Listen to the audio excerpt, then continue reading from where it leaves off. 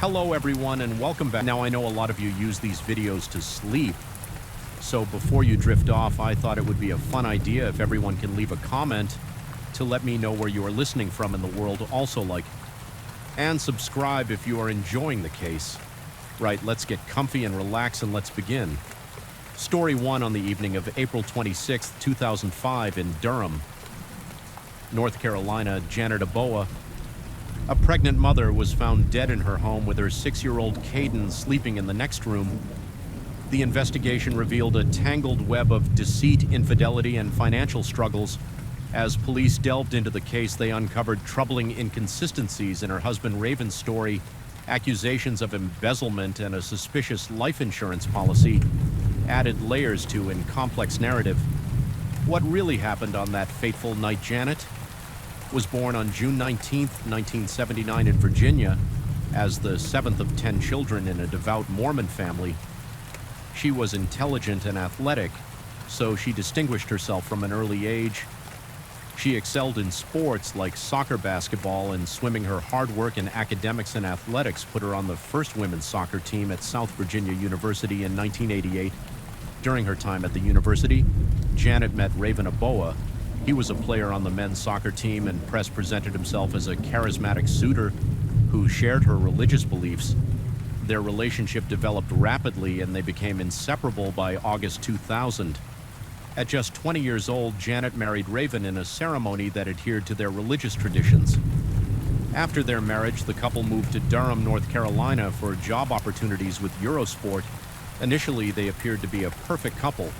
However, signs of trouble began to emerge as financial strains and infidelity issues soar in their relationship. The marriage between Janet and Raven Aboa began to deteriorate in 2003 when Raven confessed to multiple affairs.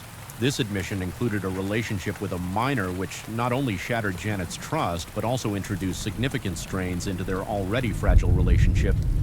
Following this revelation, Raven temporarily moved out, leaving Janet to confront the emotional turmoil alone. The couple's issues were compounded when Janet discovered she was pregnant with their second child. In 2005, this unexpected news created a profound dilemma for her. She was torn between her commitment to her marriage and the reality of Raven's infidelity. In December 2004, Raven Aboa was arrested for shoplifting at the sporting goods stores where both he and Janet were employed. During the investigation, it was revealed that he had been engaged in a scheme to embezzle goods worth over $99,000 from the store. Raven operated his embezzlement scheme methodically. He ordered athletic shoes and arranged for their delivery to their home address. After receiving the merchandise, he sold the shoes online under the alias Footballer Guy. This approach allowed him to profit from stolen goods while maintaining an appearance of legitimacy. The embezzlement came to light when the supplier contacted the sporting goods store regarding unpaid merchandise, a verification of delivery address.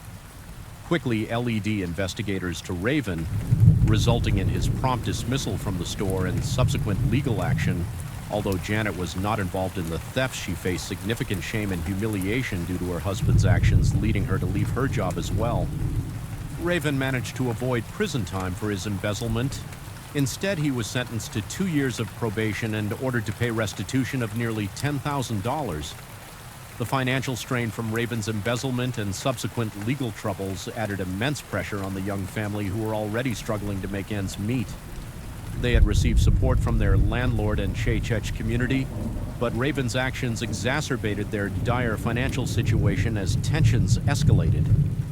Raven took out a life insurance policy on Janet worth $500,000, which raised suspicions about his intentions. This decision seemed particularly questionable, given their precarious financial situation and the fact that he had not previously held such policies. Janet increasingly expressed concerns about Raven's aggressive behavior towards her friends, fearing his unpredictable outbursts of anger.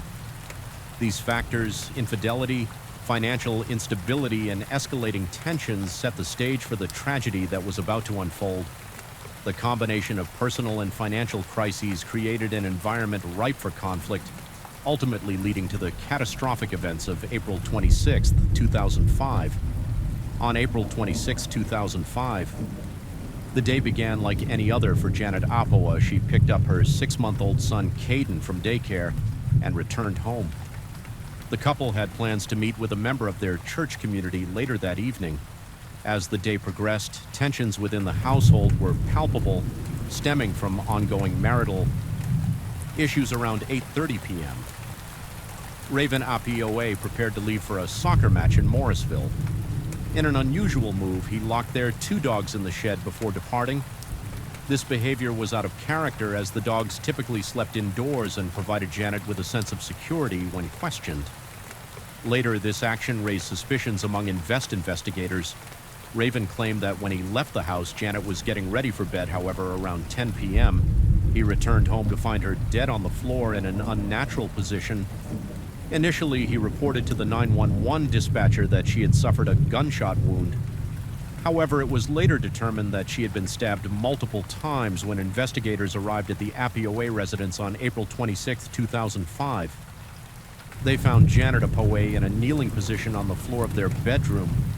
The scene was grim, with evidence indicating that she had been brutally attacked. An autopsy later confirmed that Janet had suffered multiple stab wounds. Specifically, she had 3 deep stab wounds on her left arm, which was identified as a defensive wound, and 2 fatal stab wounds to her chest and neck. The fatal stab wounds severed an artery and penetrated her lung, leading to her death. The coroner also confirmed that Janet was pregnant at the time of her murder, a fact known only to a few of her closest friends. There were no signs of a struggle or forced entry at the crime scene, and valuables remained untouched. Only Raven's laptop and several kitchen knives were missing from the house.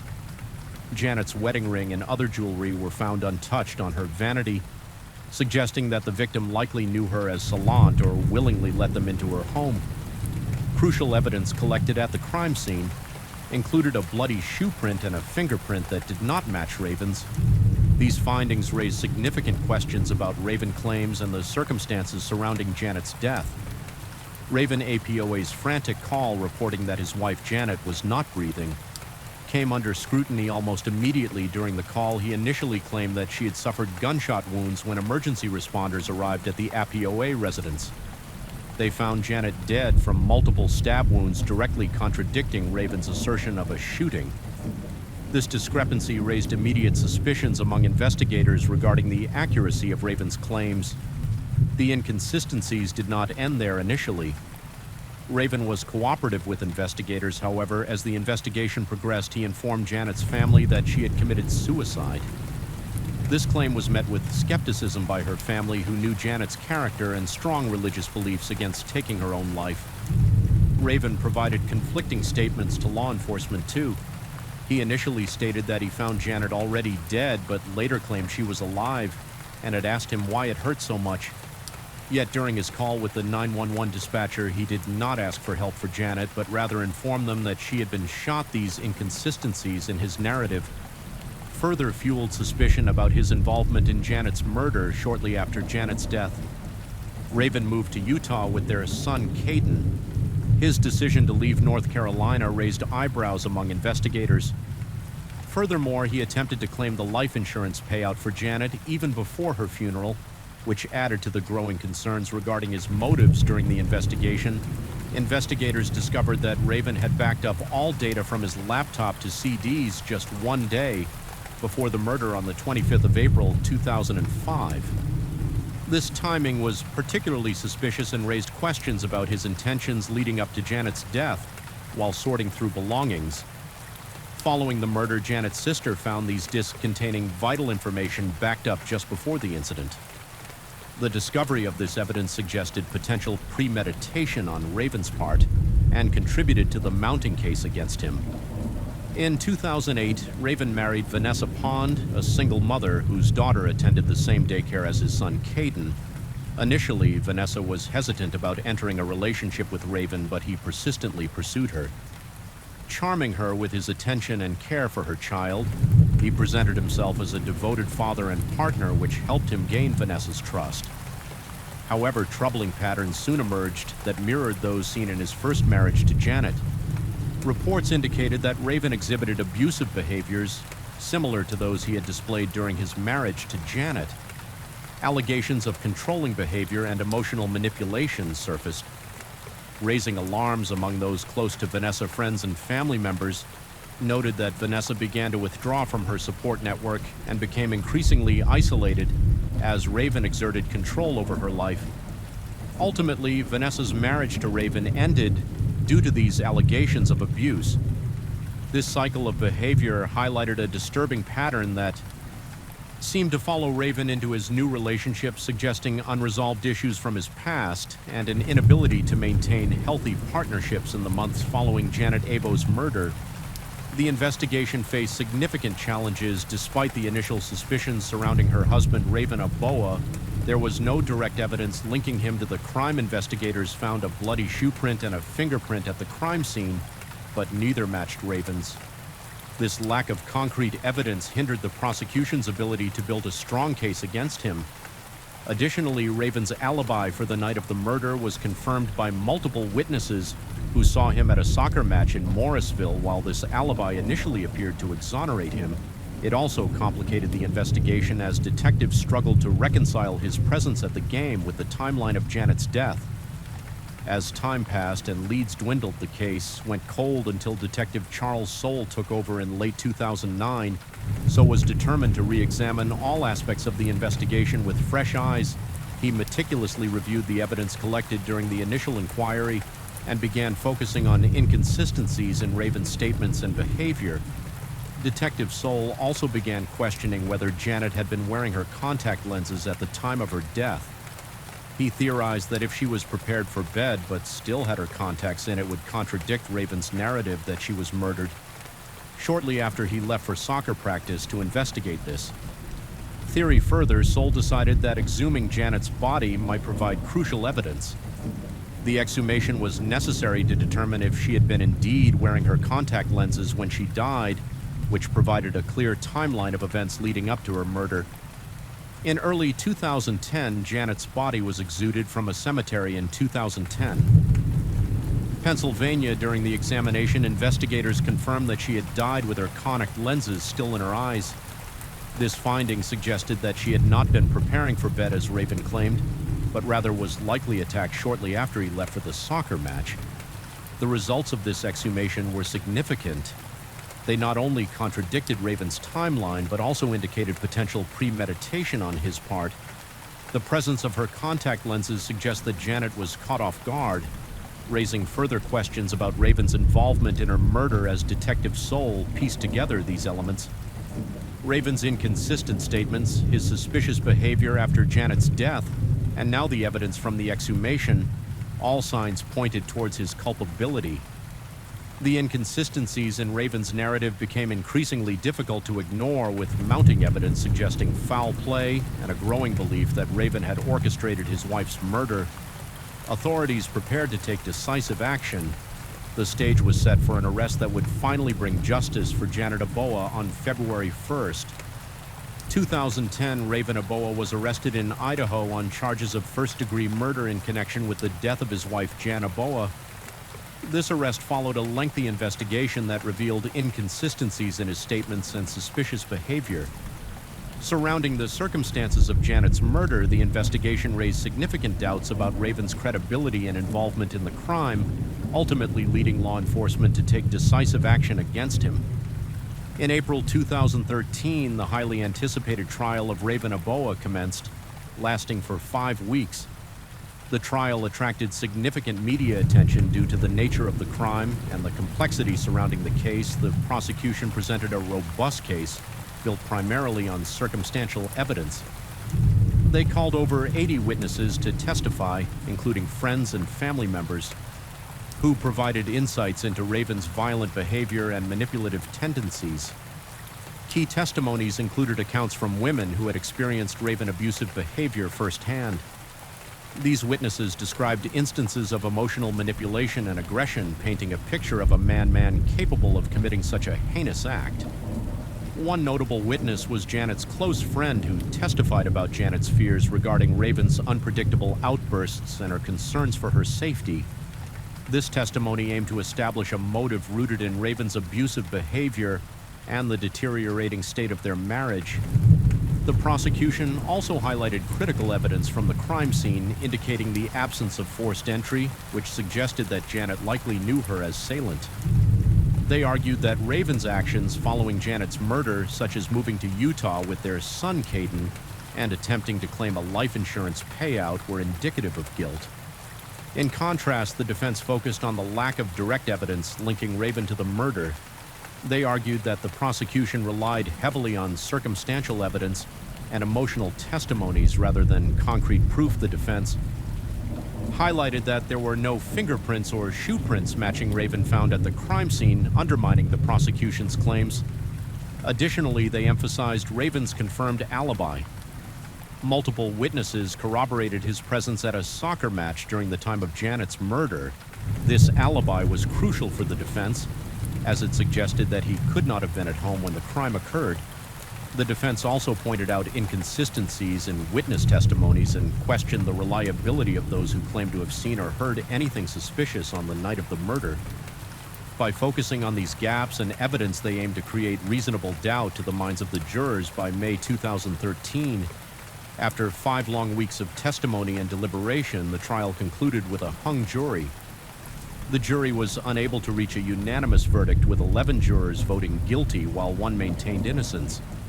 This deadlock resulted in a mistrial, leaving both sides frustrated and uncertain about what would happen next. The outcome highlighted the complexities of the case. Despite compelling circumstantial evidence presented by the prosecution, the lack of direct evidence linked Raven to Janet's murder ultimately prevented a conviction. The mistrial also pointed towards deeply divided opinions regarding Raven's guilt or innocence, setting the stage for further legal proceedings in what would become a protracted battle for justice.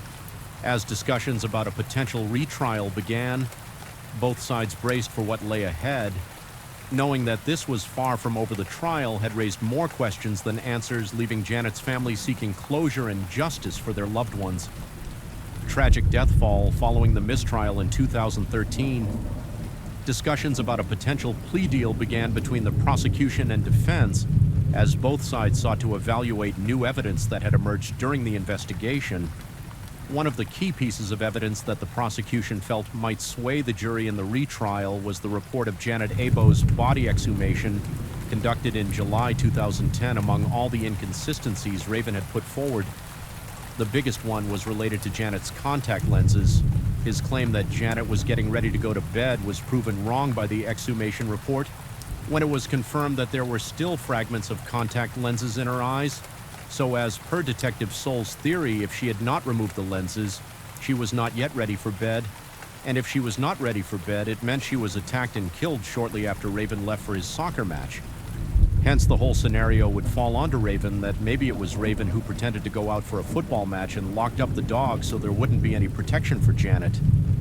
He then came back inside the house, and since Janet knew it was him, there were no signs of forced entry or call for help, which she would have done in the case of an intruder. He then committed the murder and left for the football match, which confirmed his alibi. Upon his return, he would make a 911 call where he described his wife as dead, but later changed his stance and said that she was alive upon his arrival. Although all of this was speculative evidence based on theory, and there was no match found of the bloody footprint or the fingerprint of the crime scene, it was looking likely that if another trial were to take place, the jury would be swayed towards declaring him guilty of first-degree murder. On March 12, 2014, Raven Aboa entered an Alford plea for voluntary manslaughter in connection with the death of his wife Janet. Aboa, this plea allowed him to acknowledge that sufficient evidence existed for a conviction without admitting guilt. The decision to accept this plea deal came after extensive discussions between the prosecution and defense. Following the mistrial in 2013, the terms of the Alford police stipulated that Raven would plead guilty to voluntary manslaughter, which is a lesser charge than first-degree murder. This charge typically indicates that while the defendant did not intend to kill, there was a significant degree of recklessness or negligence involved in their actions that led to someone's death. By accepting this plea, Raven effectively acknowledged that the evidence against him was strong enough to likely result in a conviction. If the case went to trial again, the acceptance of the Alford plea was influenced by several factors. After the mistrial, both sides recognized the challenge of pursuing another trial. The prosecution needed to ensure a conviction without risking another hung jury, while the defense sought to mitigate potential sentencing outcomes for Raven as part of the plea agreement. Raven was sentenced to 8 to 10 years in prison but received credit. For time served, approximately 4 years, meaning he would serve a reduced sentence. The sentencing reflected the seriousness of Janet's death, while also considering Raven's acceptance of responsibility through the plea. Accepting the voluntary manslaughter charge allowed Raven to avoid a more severe sentence associated with first-degree murder, which carries harsher penalties and reflects premeditated intent by pleading guilty to voluntary manslaughter. He could maintain this innocence publicly while acknowledging that his actions contributed to Janet's death. This strategic move likely aimed to reduce public scrutiny and provide some measure of closure for both families. Involved, ultimately, this plea agreement marked a pivotal moment. In the case, closing one chapter while leaving lingering questions about justice for Janet Avaroa and the implications of domestic violence within relationships. The acceptance of the Alford plea demonstrated how legal strategies can shape outcomes in high-stakes criminal cases, particularly when direct evidence is lacking, but circumstantial evidence is compelling enough to influence decisions made by both prosecutors and defendants. On Christmas Day, December 25th of 2017, Raven Avaroa was released from prison after serving time for his Alford plea of voluntary manslaughter in connection with the death of his wife, Janet Avaroa. Upon his release, he moved back to Utah, where he sought to rebuild his life following the tumultuous events surrounding Janet's murder in the wake of Janet's tragic death, and the subsequent legal proceedings. Her family remained deeply affected by the outcomes of the case. They felt that justice had not been adequately served for Janet's murder and continued to advocate for victims of domestic violence. Janet AOA's story has since been utilized as an example in training law enforcement. Regarding domestic violence investigations, her case serves as a critical reminder of the complexities involved in such situations and the importance of thorough investigations when dealing with potential domestic abuse cases. Law enforcement agencies have incorporated lessons learned from Janet's tragic experience into their training programs to better equip officers in recognizing signs of domestic violence and responding appropriately through these efforts. Janet's legacy continues to impact lives beyond her own, highlighting the urgent need for awareness and advocacy in the fight against domestic violence. Her family's commitment to this case underscores their belief that no one should endure what Janet experienced, and they strive to ensure that her story contributes positively to future generations. Whether Raven Avaroa was directly involved or not, the investigations could not prove that yet. Many out there believe that his behavior towards Janet before the incidents, the infidelity, the relationship with a minor, the abuse, and unpredictable outbursts of anger were enough to prove his guilt. His inconsistencies and claims he put forward to law enforcement, his actions after her death, the fact that he ran away to Utah, tried to present the entire case as a suicide, and his attempt to withdraw Janet's life insurance money even before the funeral could not have all been coincidences. Furthermore, the fact that the same abuse and unpredictable patterns of anger repeated in his second marriage also raised severe concerns about whether the LW system made the right call by allowing him to go into a plea agreement and giving him a lenient charge regardless of it all.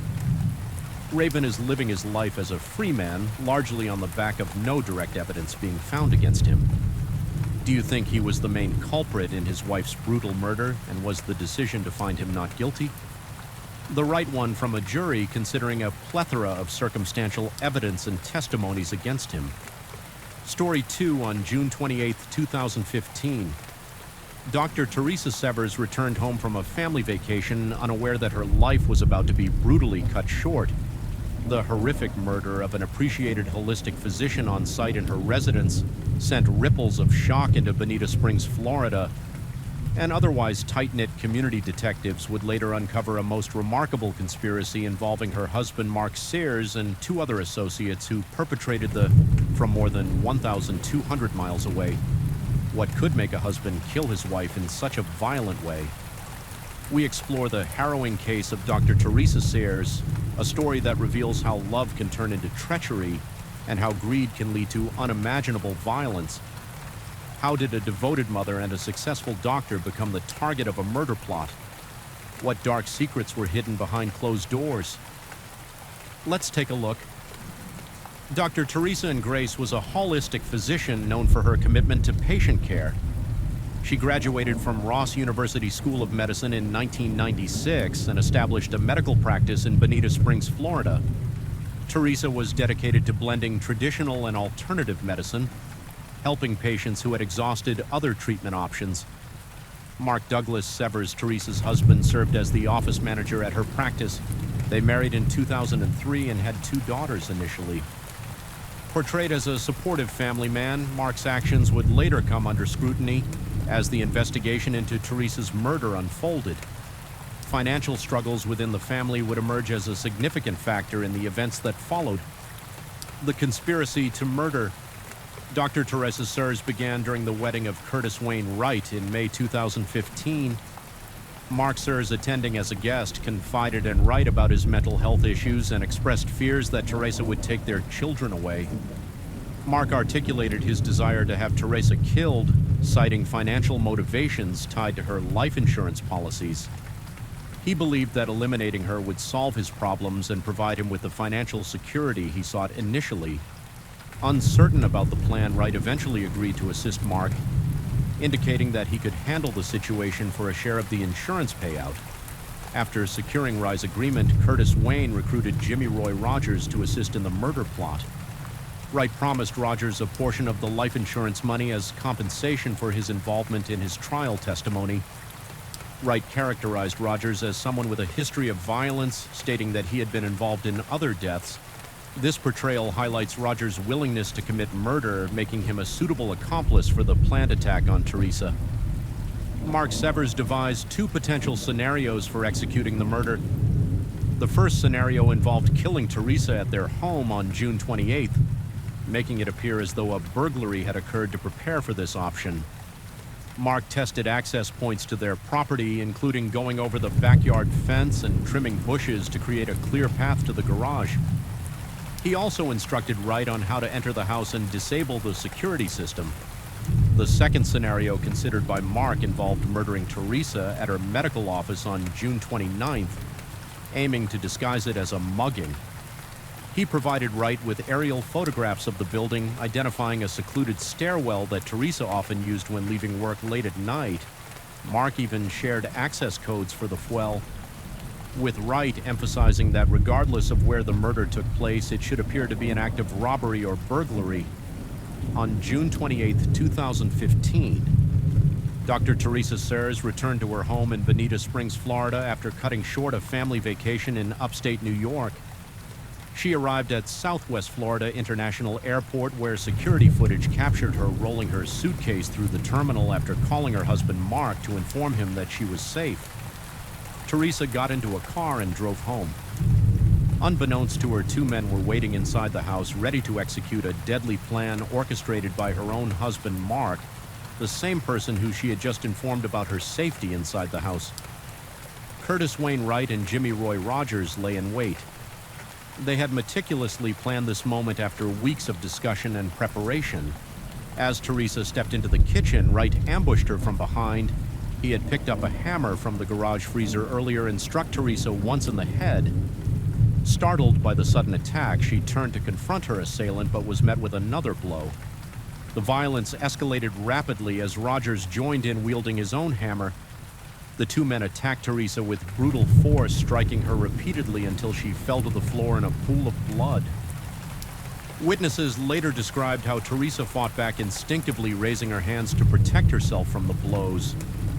Despite her efforts, she succumbed to the overwhelming assault, sustaining a total of 17 impact wounds to her head before silence fell in the kitchen once they were certain Teresa was dead. Wright and Rogers left the crime scene without activating the alarm system. They had previously disabled it.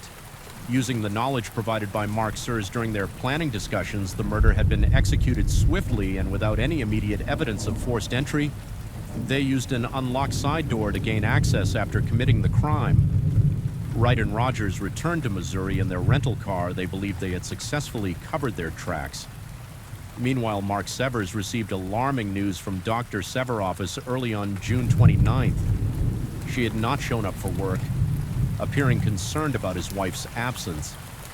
He called a family friend to check in on Teresa at home. This call would lead to the discovery of Teresa's body and set off an investigation that would unravel a complex conspiracy. On the morning of June 29, 2015. Teresa Sayers was discovered dead in her kitchen by a family friend after Teresa failed to show up for work. Mark Sayers called Dr. Mark Petrius, a family friend, asking him to check on her upon entering the home. Using the garage code provided by Mark, Dr. Petrus found Teresa face down in a pool of blood with a hammer lying next to her body. She was cold to the touch, and there were clear signs of a violent struggle. The brutal murder of Dr. Sears sent shockwaves through the Bonita Springs community. A well-respected physician and mother, her death left many in disbelief. Friends and patients expressed horror at the violence inflicted upon someone who had dedicated her life to helping others, marking a tragic loss for the community after Teresa Sayers was found dead. On June 29, 2015, law enforcement began their investigation. Detectives interviewed family members, friends, and colleagues to gather information about Teresa's life and any potential threats she may have faced. Investigators sought tips from the community emphasizing the need for information that could lead to identifying the perpetrator. They explored vigorous angles, including Teresa's professional relationships and personal life. Early in the investigation, attention turned to individuals who had interacted with Teresa or had grievances against her. However, no immediate leads emerged. Nearly 2 months after the murder, a significant breakthrough occurred when law enforcement received a tip from a source in Missouri. The tip indicated that Curtis Wayne Wright had confessed to someone about his involvement in Teresa's murder. Following the tip, detectives focused on Wright and his accomplice Jimmy Roy Rogers. They traveled to Missouri to investigate further and gather evidence linking them to the crime. In August 2015, both Wright and Rogers were arrested in Missouri for their roles in Teresa's murder. The arrests were surprising to many as they were not local suspects. Their arrests followed a thorough investigation that uncovered critical evidence linking the two men to the crime police. Executed search warrants at their residences where they collected various items that connected them to the murder, including clothing and other materials purchased shortly before Teresa's death. The investigation had gained momentum after detectives received a tip that led them to write this information, prompted a closer examination of his relationship with Mark Sears, which raised suspicions about their potential involvement in a murder-for-hire scheme. The evidence collected during the arrest would later play a significant role in the trials of both men. Initially, Curtis Wade W. denied any involvement in Teresa's murder during police interrogations. However, as investigators presented evidence against him, he eventually crumbled and ended up confessing to his role in the crime. In his testimony, Wright detailed how Mark Sears had approached him with the idea of killing Teresa during his wedding in May 2015, citing marital problems and financial motives. Wright admitted that he'd agreed to take care of it for at least $100,000 from Teresa's life insurance policy. He also implicated Jimmy Roy Rogers as his accomplice, describing how they planned and executed the murder together. This confession was pivotal in establishing Mark Cyber's involvement in orchestrating the murder plot, as Wright provided critical details about their communications and planning efforts. Leading up to the crime in February 2016, he agreed to a plea deal with prosecutors to avoid facing a potential capital murder charge. Under the terms of the plea agreement, Wright confessed to his role in the murder and agreed to test I-5 against his co-defendants, Mark Sayers and Jimmy Roy Rogers. In exchange for his cooperation, he was sentenced to 25 years in prison for second-degree murder. This plea deal required that he provide substantial assistance to the prosecution throughout their cases against Sayers. Rogers Wright's confession detailed how he and Rogers traveled from Missouri to Florida with the intent to kill Teresa as part of a plot. Orchestrated by Mark Severs, he explained that Mark had approached them with the idea during his wedding in May 2015, citing financial difficulties and a desire to eliminate Teresa as a solution. The testimony was pivotal in establishing Mark's direct involvement in planning the murder. The outcomes of Wright's plea deal were significant. It not only secured a conviction against him, but also provided critical evidence that would lead to the eventual arrest and conviction of Mark Wright's willingness to cooperate with law enforcement marked a turning point in the investigation as his insights into the conspiracy illuminated the events leading up to Teresa's tragic death in December 2015 after an extensive investigation into the murder of Dr. Teresa Severs. Law enforcement arrested her husband, Mark. Severs' detectives had been meticulously gathering evidence that linked Mark to the conspiracy to kill Teresa, which culminated in his arrest. The investigation revealed a series of text messages exchanged between Mark and Curtis Wainwright, which indicated a clear conspiracy to murder Teresa for financial gain. These messages outlined discussions about the murder plot and demonstrated Mark's direct involvement in orchestrating the crime. Prosecutors alleged that Mark had hired Wright and Jimmy Ray Rogers to carry out the killing, motivated by financial pressures and fears of losing custody of their daughters. Additionally, court documents released during this time highlighted troubling aspects of Mark and Teresa's marriage, including financial difficulties and potential infidelity. The evidence suggested that Mark stood to gain significant from Teresa's life policies, which totaled over $4 million across 5 separate policies. On December 4, 2015, shortly after Teresa's funeral, Mark was taken into custody. He was escorted by law enforcement from the Lee County Sheriff's Office, wearing a red jumpsuit with bonds set at $4.4 million. As investigators pieced together the timeline of events leading up to Teresa's murder, they expressed confidence that they had enough evidence to charge him with first-degree murder. Mark Severs' arrest marked a significant turning point in the case as it shifted focus onto him as a central figure in the conspiracy. His initial cooperation with investigators began to wane as the evidence against him mounted, leading to a complex legal battle that would unfold in the months to come. Following Mark Severs' arrest in December 2015, investigators intensified their efforts to gather additional evidence related to the murder of Dr. Teresa Severs. A critical aspect of this ongoing investigation involved the analysis of digital evidence, particularly GPS data from the rental car used by Curtis Wainwright and Jimmy Ray Rogers. During their trip from Missouri to Florida, investigators obtained the GPS data, which provided a detailed account of the route taken by Wright and Rogers. This information was crucial in establishing a timeline of their movements leading up to the murder. The data confirmed that they departed Missouri on June 27, 2015, and arrived in Bonita Springs early on June 28th. Just hours before Teresa was killed, the precise timestamps indicated that they had arrived at the Severs home around 6 a.m., aligning with the timeline of events surrounding Teresa's murder. In addition to the GPS data, investigators also analyzed cell phone records that revealed communications between Mark Severs and Wright. These records indicated a pattern of contact leading up to the murder, further solidifying the connection between Mark and the conspiracy. The use of prepaid phone by Mark and Wright suggested an attempt to evade detection, but investigators were able to trace their communications effectively. The collection of this digital evidence played a significant role in cooperating witness testimonies and establishing a clear narrative of how the murder was planned and executed. As investigators continued to piece together the evidence, it became increasingly apparent that Mark Severs had orchestrated the crime, leveraging his relationship with Wright and Rogers to carry out his intentions. This phase of evidence collection not only reinforced existing findings, but also laid the groundwork for subsequent legal proceedings against Mark Severs, ultimately shaping the trajectory of the case as it moved toward trial. As preparations for the trial began, prosecutors focused on compiling a comprehensive body of evidence against both Curtis Wainwright and Mark Severs. A significant piece of evidence came from surveillance footage captured at a local Walmart where Wright and Jimmy Ray Rogers were seen purchasing items that would later be linked to the murder of Dr. Teresa Severs. The footage showed the two men shopping with apparent disregard for concealing their identities as they bought trash bags, flushable wet wipes, black towels, and a lockpicking kit.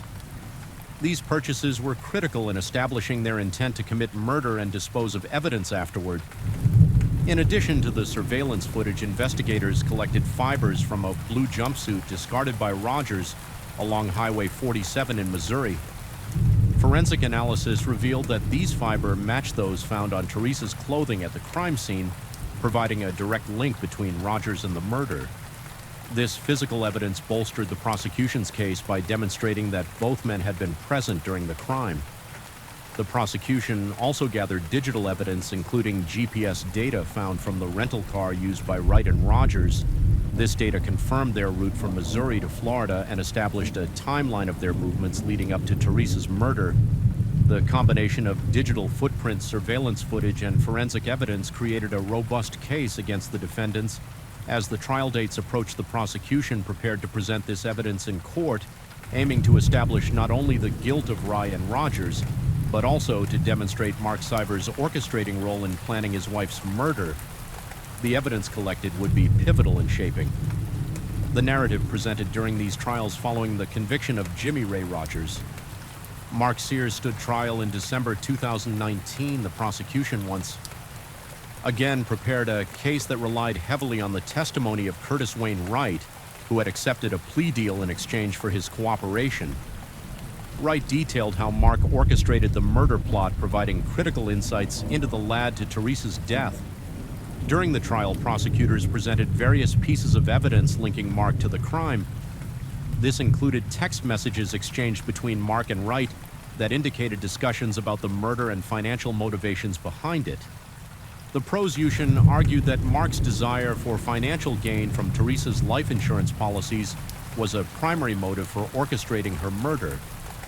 The defense countered by asserting that there was no credible evidence directly connecting Mark to the actual murder.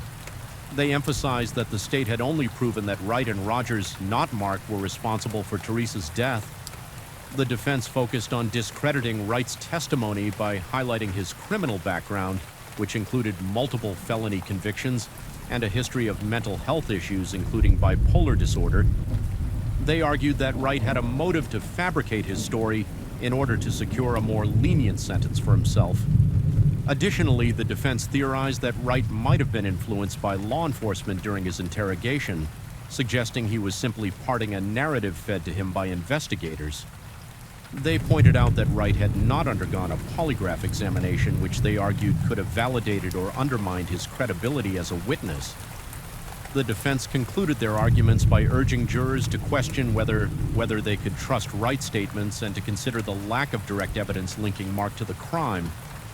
As the trial progressed, jurors were presented with the same forensic evidence, including fibers from a blue jumpsuit that Rogers had discarded that matched those found on Teresa's body.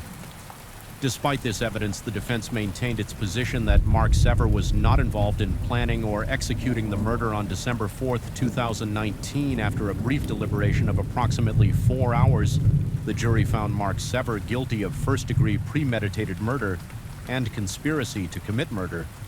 The verdict was based on overwhelming evidence that linked him to both the planning and execution of Teresa's murder. The jury's decision reflected their assessment of the evidence presented during the trial, including the motive and financial gains from Teresa's life insurance policy. The prosecution effectively demonstrated that Mark had not only planned the murder, but had also recruited Wright and Rogers to carry out his intentions. Following the verdict, Mark Sever faced a sentencing phase where jurors would determine his punishment.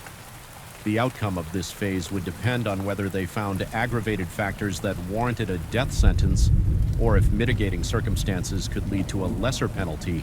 Following his conviction for first-degree murder and conspiracy to commit murder, a sentencing phase for Mark Sever took place where jurors considered aggravating factors related to the crime.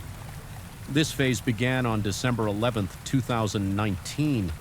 Shortly after the verdict was delivered, the prosecution sought to establish two primary aggravating factors: that the murder was committed in a cold, calculated, and premeditated manner, and that it was carried out for a pecuniary gain. The state presented evidence from the trial, including Curtis Wayne Wright's testimony about Mark's orchestration of the murder and the financial motivations behind it. Additionally, victim impact statements were introduced to convey the emotional toll of Teresa's murder on her family and community. The defense aimed to present mitigating evidence, highlighting Mark's lack of prior criminal record and his relationships with his daughters. Family members testified about his role as a father and husband, portraying him in a positive light. However, they faced a challenge in countering the strong evidence presented by the prosecution. On January 3, 2020, after deliberation, the jury unanimously recommended the death penalty for Mark Sever. They found that the aggravating factor of cold calculated premeditation was proven beyond a reasonable doubt, but did not find sufficient evidence to support the pecuniary gain factor. During the sentencing hearing, Mark Sever addressed the court, maintaining his innocence and expressing his love for Teresa and their daughters. He requested that he be spared from the death penalty despite his pleas and the defense's arguments for leniency. Judge Bruce Kyle ultimately sentenced him to death for orchestrating this murder. The court emphasized the weight of the jury's recommendation and noted that Sever's actions demonstrated a complete disregard for human life. In addition to the death sentence for first-degree murder, he received a consecutive 30-year prison sentence for conspiracy to commit murder, the sentencing phase. Concluded with Mark Sever facing significant legal challenges ahead, as he planned to appeal both his conviction and sentence. As of now, Mark Sever remains on death row at Union Correctional Institution in Florida, while appealing his conviction and sentence following his sentencing on January 3, 2020. Sever has maintained his innocence, asserting that he did not orchestrate his wife Teresa's murder. His legal team claims to have new evidence that could potentially clear his name. This includes a letter from Jimmy Ray Rogers, the third man involved in the murder plot, in which he allegedly states that Sever was innocent and had no part in the crime. Sever attorney had filed motions to overturn his sentence, arguing that this new evidence could have influenced the jury's decision during both the conviction and penalty phases of the trial. However, the state of Florida has expressed confidence in its case, asserting that the evidence presented at trial was strong enough to uphold Sever's conviction. Legal experts remain skeptical about whether this new evidence will be sufficient to warrant a retrial.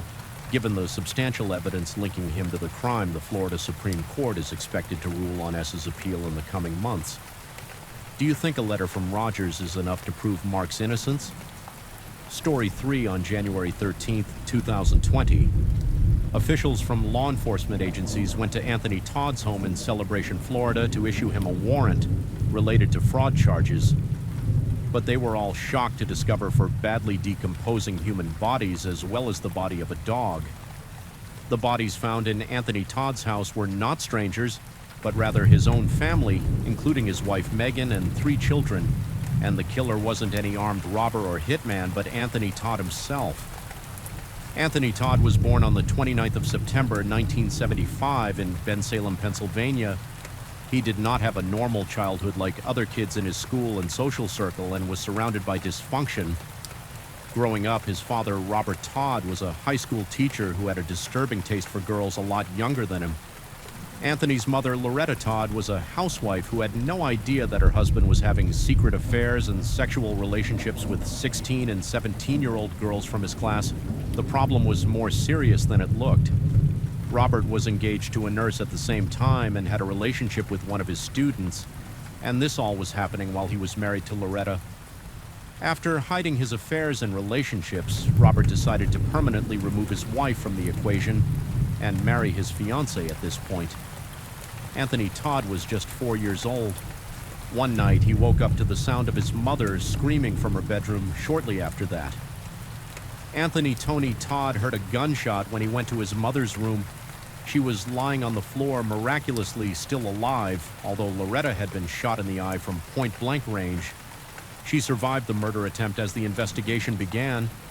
It was soon discovered that Robert Todd, Anthony's father, wasn't as devastated as a normal husband would be after such a shocking incident. Rather, he seemed irritated and disappointed at the fact that his wife had survived. The law enforcement authorities soon knew that Robert had something to do with the murder attempt on his wife.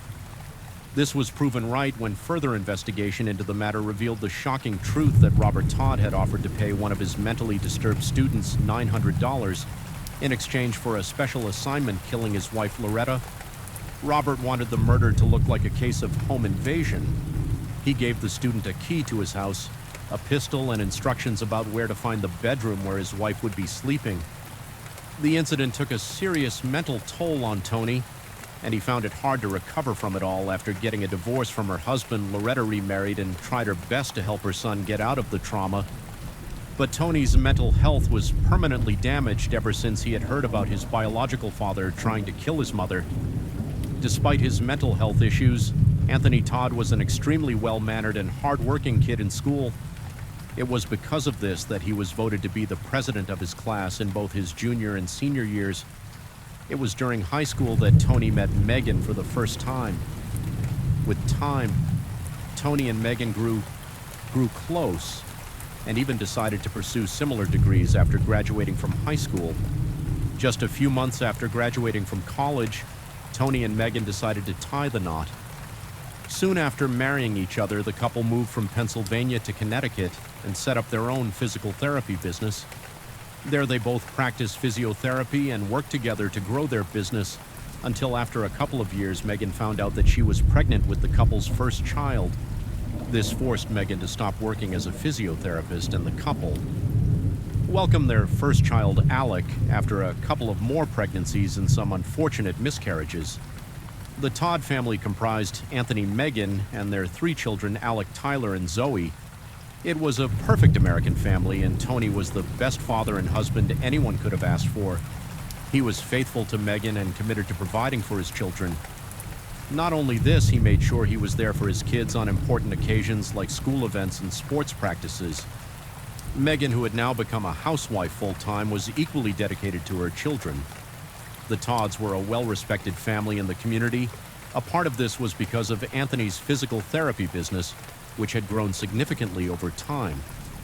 When the money started coming in abundance, the couple decided to buy a condo in Celebration, Florida, a master-planned community located near Walt Disney World Resort. It was the perfect place for the Todd family to move because the place promised happiness, peace, and more importantly, safety. But they soon moved to a house nearby when the condo started feeling small for their family. The Todds were living a happy family life, going on day-long trips to Disney World, visiting the beach, playing games, attending piano recital, and participating in different sports. Since Tony's business was based in Connecticut, he would return to work on his own while Megan and the kids stayed behind. Until this point, it was a picture-perfect life for the Todd family until 2011. When everything changed, when Megan was a teenager, she was bitten by a tick which developed into Lyme disease, which is a bacterial infection. LME disease normally stays dormant for years and doesn't cause any health issues until something triggers it and ignites its symptoms. That's what happened in the case of Megan in 2011 after a trip to Disney World. Megan told her husband that she had been bitten by a bug. Initially, the couple thought that the infection would go away after a few days, as in most of such cases. However, it could quickly turn into serious health problems. Megan was soon diagnosed with tonsillitis, hepatitis, and several other diseases. These health problems affected Megan mentally as well, and her personality completely changed with time. Sometime after her health issues began, Megan was diagnosed with depression, which only worsened when she had another miscarriage since Tony was in Connecticut to run the business the whole week and could only be in Celebration on weekends. It made things extremely hard for Megan to make things worse. She didn't have the kind of community support the family had enjoyed while they were in Connecticut. The only positive in the whole situation was Tony's physiotherapy business, which Megan thought was going really well, except it wasn't at all. The company hadn't been making a profit for some time, and Anthony Todd was the main reason behind that. He had been using the company funds to buy condos across the country and intended to rent them out to vacationers, but those properties didn't make the desired profit, and most of them were running at loss. The little money that the physiotherapist business now made wasn't enough to run 2 houses in different states and cover Megan's medical bills and Tony's airfares as the financial problems increased. Anthony Todd decided to take out a small loan to make meet, but couldn't pay off the repayment when the time came, so he took another loan to repay the first loan, and the cycle continued. Things quickly worsened before they knew it. Tony was under $100,000 of personal debt. He also owed money in terms of company debts and 2 mortgages for the family's houses in Connecticut and Florida. Until this point, Anthony had been hiding the financial problems from Megan, but thought it was now time to tell his wife exactly what was going on, and he decided to keep it that way to make things worse. He thought it was a good idea to repay their debts by committing fraud. Anthony started sending invoices to different health insurance companies and the Medicaid program for physiotherapy treatments that he had never delivered to his clients when the money came in. Anthony repaid the smaller of nearly 20 different loans, amounting to hundreds of thousands of dollars. After some time, the insurance company started to grow suspicious, and the FBI began an investigation into the matter. In 2019, when the FBI agents interviewed Tony's patients, they complained that their insurance companies were billing them for 5 sessions a week, when in reality they had seen their physiotherapist once or twice a week. In some cases, the patients had moved out of the state and hadn't seen Tony in months. These discoveries prompted the FBI investigators to secretly check the documentation of the 2 clinics Tony had been operating, and they immediately noticed discrepancies. There were invoices for therapy sessions on days when the clinics weren't even open on the day of the surveillance. Tony billed insurance companies for the therapy sessions of 16 different patients. Despite the fact that the clinic remained closed that day, the authorities decided to bring Anthony Todd in for questioning. He initially denied knowledge of any wrongdoing, but direct testimonies from several of his patients left nothing for him to convince investigators of his version of events. He eventually admitted to fraud, but insisted that his wife didn't know anything about his fraudulent activities. He also agreed to plead guilty to any future charges. If Megan was left out of it, in September 2019, Tony was stripped of his physiotherapy license, and both of his clinics were suddenly closed without any prior notice to his employees. Despite his admission, Anthony wasn't under arrest yet. In November 2019, he told the investigators that he was going to visit his family in Florida and would be back in Connecticut in the first week of December. He was allowed to travel to Celebration, but never returned to Connecticut.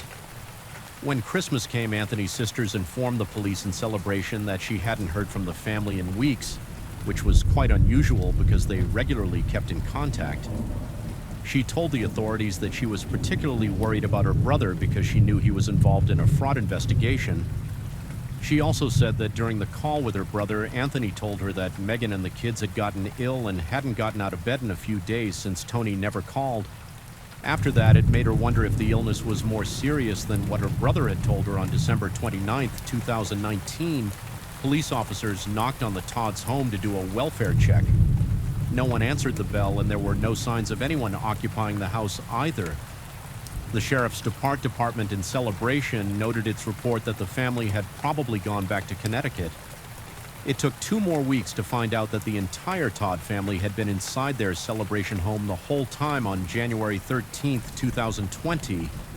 Investigators from the Department of Health and Human Services and police officers from the Ecola Sheriff's Department visited the Todd family's house. They knocked on the front door for 3 days but didn't receive any response from the inside. There was also an eviction notice posted on the front of the house, which convinced the authorities that the Todd family was still in Connecticut. Meanwhile, Tony's sisters told the local authorities that the family had been receiving disturbing messages from Tony and Megan's numbers. This was around the same time when the FBI agent who was investigating Anthony Todd's fraud case followed him to Celebration. This was because he had failed to report back ever since leaving Connecticut to spend Thanksgiving with his family in Florida. An FBI agent was parked outside the family's house in Celebration when noticed Anthony stepping out of the house and briefly sitting on the patio before going back inside. The agent immediately informed the local sheriff's department, and officers arrived at the house within minutes to arrest Anthony Todd. But the police also had the responsibility to check on the welfare of Megan and the kids because of the official request by the couple's families.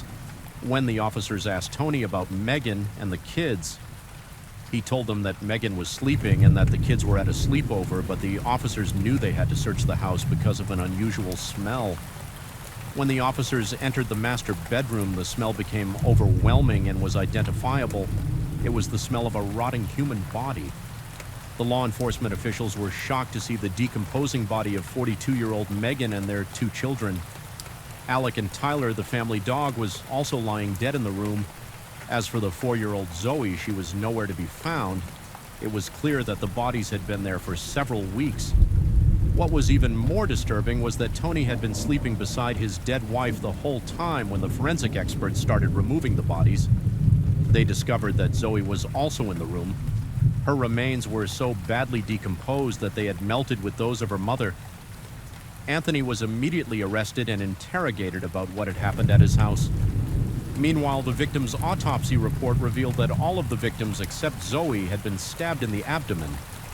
The medical examiners also wrote in the report that they were murdered around Christmas in late December 2019. Anthony initially denied having any knowledge of his wife and kids' deaths, but later he told the authorities that Megan had made a death pact with him because of their shared fear of an imminent apocalypse. He also said that Megan supported him when he went into each of his children's bedrooms to murder them. He suffocated Zoe while stabbing Alec and Tyler. According to Anthony, Megan then stabbed herself in the stomach and took her own life. Anthony Todd was charged with 4 counts of first-degree murder, and prosecutors indicated that they would be seeking the death penalty for the heinous crime he had committed. The authorities had both the murderer and his confession, but sometime before the trial began, Tony changed his story. For this, he sent a 26-page letter to his father and shared a new version of exactly what happened in their Celebration home. The new perpetrator in Tony's revised vision of the events was none other than his deceased wife, Megan. In the letter, he wrote that he was completely innocent of all the charges against him, and his wife was the one unresponsible for the death of their children. She gave them Badrill, separated them, and then stabbed them one by one. He also said in the letter that on the night of the incident, he had taken the family van to their nearby condo to do some repairs and collected a necklace for his daughter. He further added that he even played basketball with the boys on the driveway before leaving while Megan was baking a pie for the kids. He said he never returned to the house that night and decided to sleep in the van because the oils Megan used to help with her symptoms irritated his son's minds. When he woke up the next morning, the van wouldn't start, so he had to walk back to the house, according to Anthony Todd. When he went back to the house the next morning, he found the half-eaten blueberry pie on the kitchen counter, which smelled strange. He wrote in the letter that Megan told him that she had a vision of the end of the world and had killed her children after that. Megan stabbed and killed herself, despite him begging her not to hurt herself. Tony portrayed himself as a helpless bystander throughout the letter and even wrote that he tried to contact law enforcement authorities as well, but there wasn't any working phone in the house. He said he put all the bodies in the master bedroom and covered them with blankets to comfort them. He also shared several other versions of the incident with his sister. While in jail awaiting his trial, during one call, he told his sister that he didn't remember anything about the murders of his family at all when it was time to enter his plea. Anthony Todd pleaded not guilty to the charges of 4 murders when the trial began.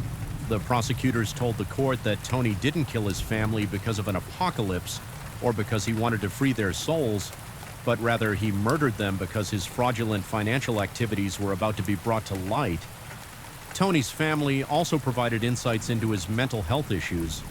According to his sister, the family was close to the community in Connecticut, but things completely changed when they moved to Celebration, Florida in 2000. Those 2 years, Tony had put on a lot of weight and was diagnosed with diabetes. She told the court that he also started keeping his work and financial details secret from others. When the time for Tony's testimony came, he pretended to be a grieving husband who was devastated by the loss of his wife and 3 children when he was asked to talk about Megan's medical history. He was tearful at times, but seemed irritated. Whenever he objected in the middle of his answer, he told the court that Megan was diagnosed with Lyme disease during her teen years. He further added that before he met Megan, she was diagnosed with a heart issue as well. He also shared how Megan developed a drug-induced hepatitis. Throughout his testimony, he maintained that he was completely innocent, and his wife Megan was responsible for the murder of their children.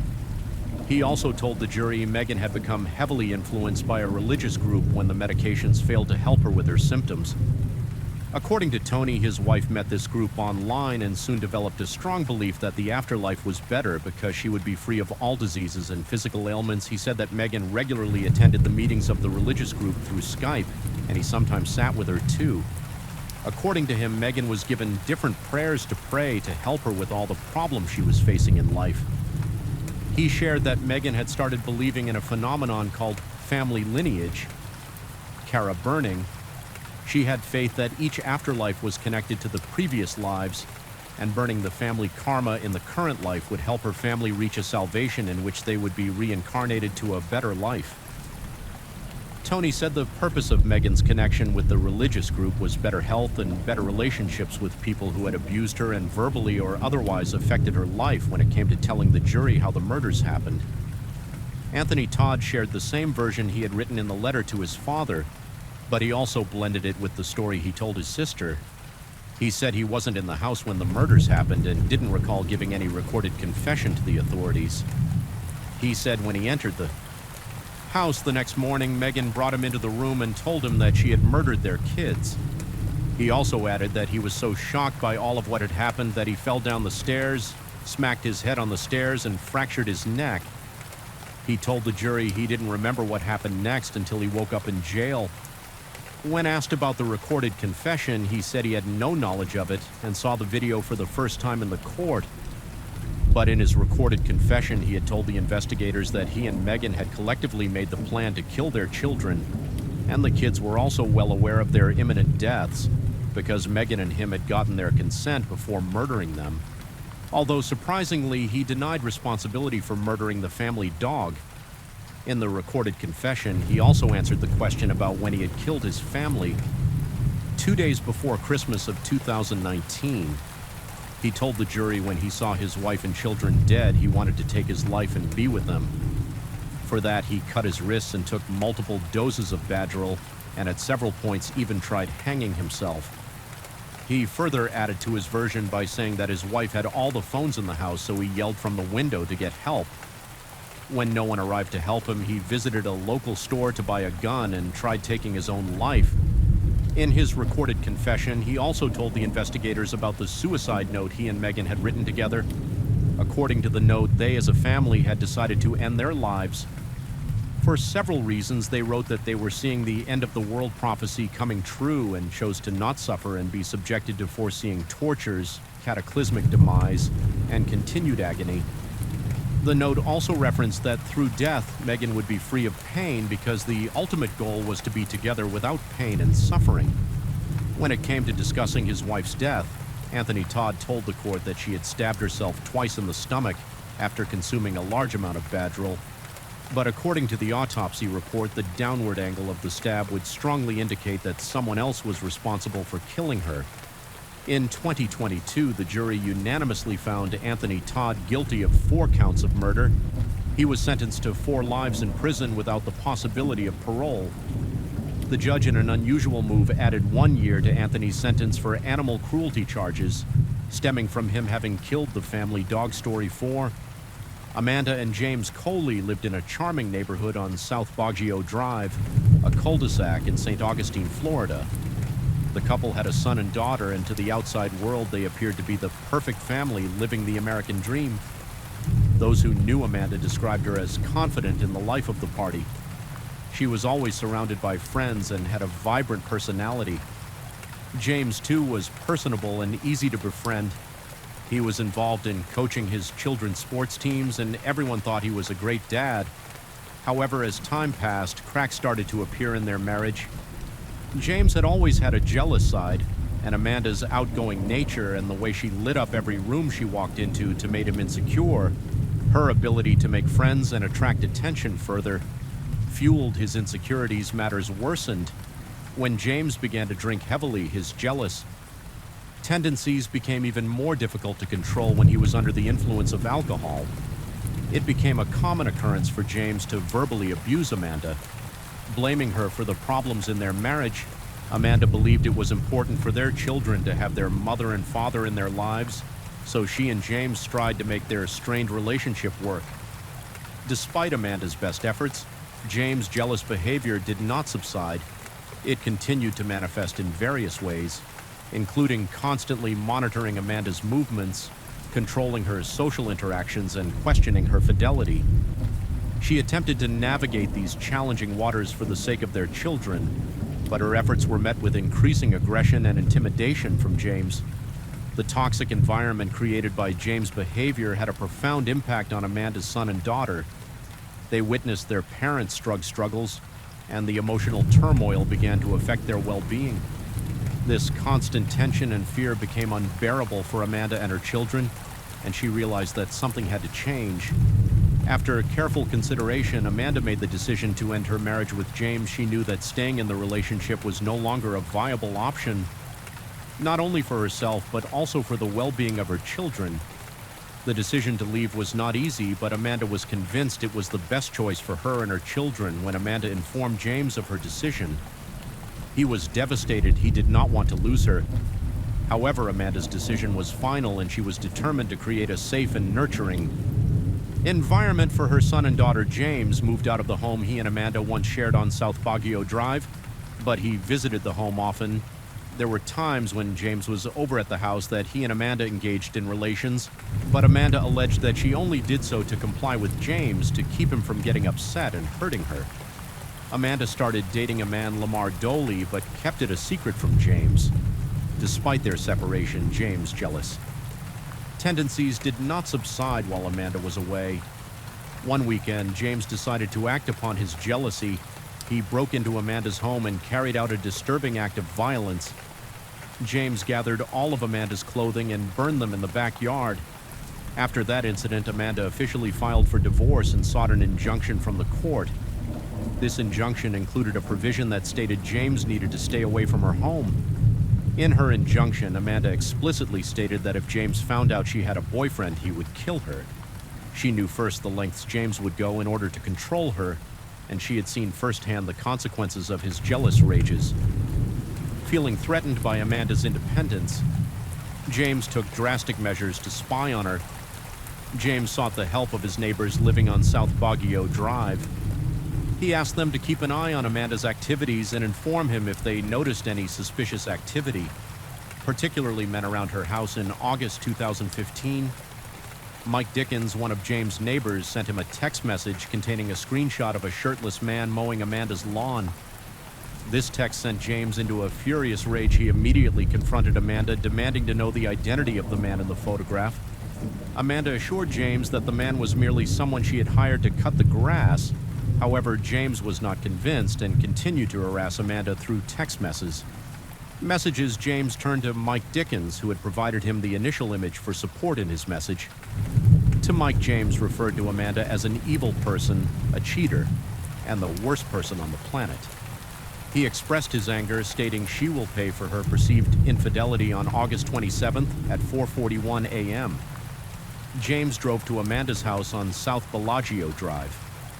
Amanda, however, was not home. Frustrated by her absence, James decided to enter her house. Once inside DI, he embarked on a destructive rampage, breaking every television and destroying the furniture and walls.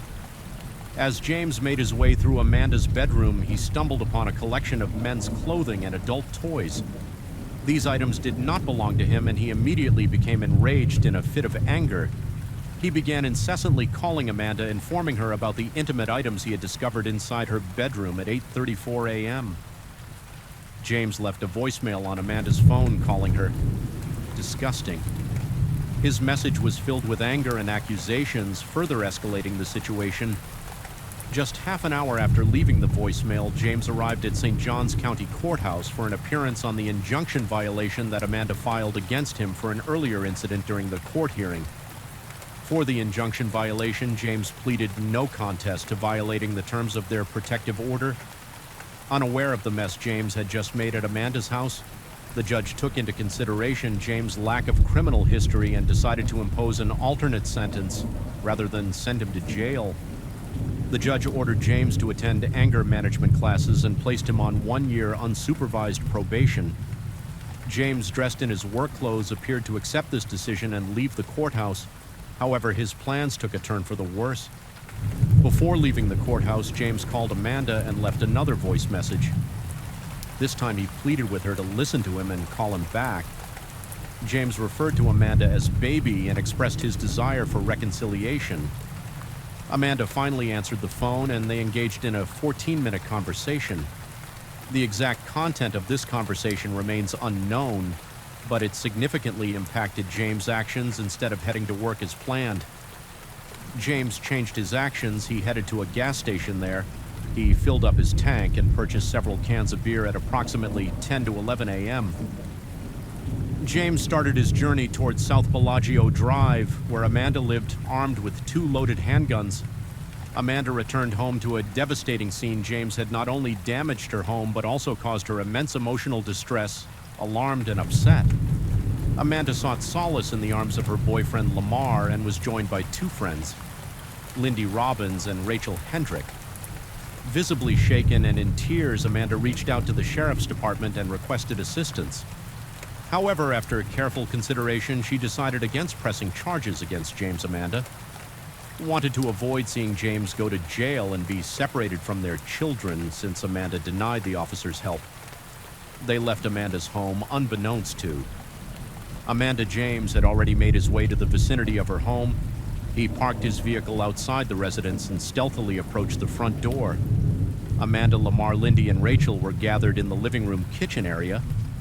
Without hesitation, James opened fire on the house, screaming, "Where is he?" Recognizing the danger, Lamar reacted quickly and escaped security camera footage from the south. Bellagio Drive residents captured Lamar's desperate dash to a nearby house. In the chaos that ensued, Amanda, Lindy, and Rachel found themselves caught in the crosshairs of James' rage bullets, pierced through the walls, sending shockwaves of fear through the room as the smoke cleared. The sound of silence engulfed the home. The three women sought refuge in Amanda's bedroom and hid inside the master suite. While hiding, Amanda courageously decided to call 911. However, things took a deadly turn when James could be heard outside the bathroom door, demanding Amanda open it. Amanda desperately pleaded for James to stop, knowing he was looking for her boyfriend Lamar. She knew that revealing Lamar's location could put him in grave danger. Unfortunately, the situation escalated further and the 911 dispatcher heard a barrage of gunshots and screaming. The dispatcher's worst nightmare was quickly realized as Amanda's cries for help abruptly ended. James had violently entered the bathroom and opened fire on Amanda, killing her after shooting Amanda. James turned his attention to the closet where Lindy and Rachel were hiding. Lindy was also on the phone with 911 and kneeling in the back of the closet. Rachel, standing in the corner, prepared herself for the worst. James shot the closet door down in a moment of pure instinct. Rachel took advantage of the situation and snuck behind the door as James walked in, her heart pounding. Rachel heard Lindy cry out in "Oh my God!" as James raised his firearm and pointed it directly at her head. In an instant, James pulled the trigger and Lindy's life came to an end. Rachel ran out of Amanda's home and sought refuge at a neighbor's house there.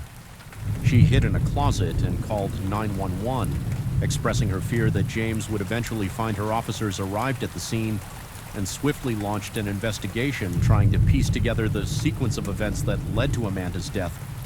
However, there proved challenging as James had already fled the scene hours after committing the heinous crime. James reached out to his father, confessing that he could not handle the situation any longer. He revealed that Amanda had been relentlessly trying to put him in jail, leaving him no choice but to take drastic measures. James expressed remorse and claimed he tried his best to resolve the situation peacefully. James drove to his sister's house where he picked up some of his belongings before leaving and heading north. The hunt for James only lasted for a single day. Before he was apprehended in Virginia, his arrest came as a result of a call from a woman who reported a suspicious car with Florida tags driving aggressively and attempting to run her off the road, traveling with 3 small children. This woman was terrified for her safety. In response, an officer made a traffic stop and James was arrested. He was found to be intoxicated but did not resist at the police station in Virginia. James was taken into an interrogation room where Samantha English, a detective from Florida, was there to question him about Amanda and Lindy's murders, despite driving 10 hours to interview James. Detective Samantha English's efforts proved futile after he insisted on seeking an attorney because the nature of Amanda and Lindy's death was so horrifying. The prosecution considered seeking the death penalty against James Coley. To secure a conviction in the death penalty, the prosecution had to prove beyond a reasonable doubt that James had committed premeditated murder and that he had several opportunities to change his mind. Premeditation refers to the perpetrator's intent to kill before carrying out the act. In this case, the prosecution had to demonstrate that James had planned to kill Amanda and Lindy prior to the murder. The prosecutor had to present evidence showcasing that James had formulated a plan to kill Amanda and Lindy, that he had intentionally carried out the killings, and that he had knowingly disregarded any opportunities to change his mind. They needed to gather sufficient evidence and build a strong case against James to ensure justice was served for the two victims. James, who was being held at the Duffield Regional Jail awaiting trial for the murder of Amanda, maintained contact with his family throughout his incarceration. These phone calls were recorded, providing detectives with valuable insights into his mindset. Through these recordings, the true nature of James's cold-hearted nature was exposed in various phone calls. James expressed his intention to keep his son and daughter away from Amanda's family. James made it evident that he aimed to assert control over his children's lives. Moreover, the recordings revealed James's confidence in securing a manslaughter conviction. He spoke about the possibility of being released from prison in less than 20 years. Even though he was facing charges for murder, an inmate at the Duffield Regional Jail came forward to speak to the prosecution. The inmate Andrew Cherry claimed that he had conversations with James in which James expressed that Amanda and Lindy had gotten what they deserved when he shot them. According to Andrew, James had no shortage of mean and spiteful things to say about his dead wife. James blamed Amanda for the failure of their marriage and expressed satisfaction in ending her life. The inmate's testimony provided the prosecution with a crucial insight into the motive behind James's actions. It suggested that the motive for murder was not merely an act of violence, but a deep-rooted desire for revenge. James had harbored resentment towards Amanda and sought to punish her for perceived wrongs. During the summer of 2018, James Colley found himself on trial. James made a shocking admission to the court. On the first day of the trial, he informed the judge that he understood the strategy devised by the defense was to save his life. However, he also stated that by accepting this defense, he would be admitting to discharging a firearm that resulted in the deaths of two people. James's defense team presented their case to the jury during their opening arguments.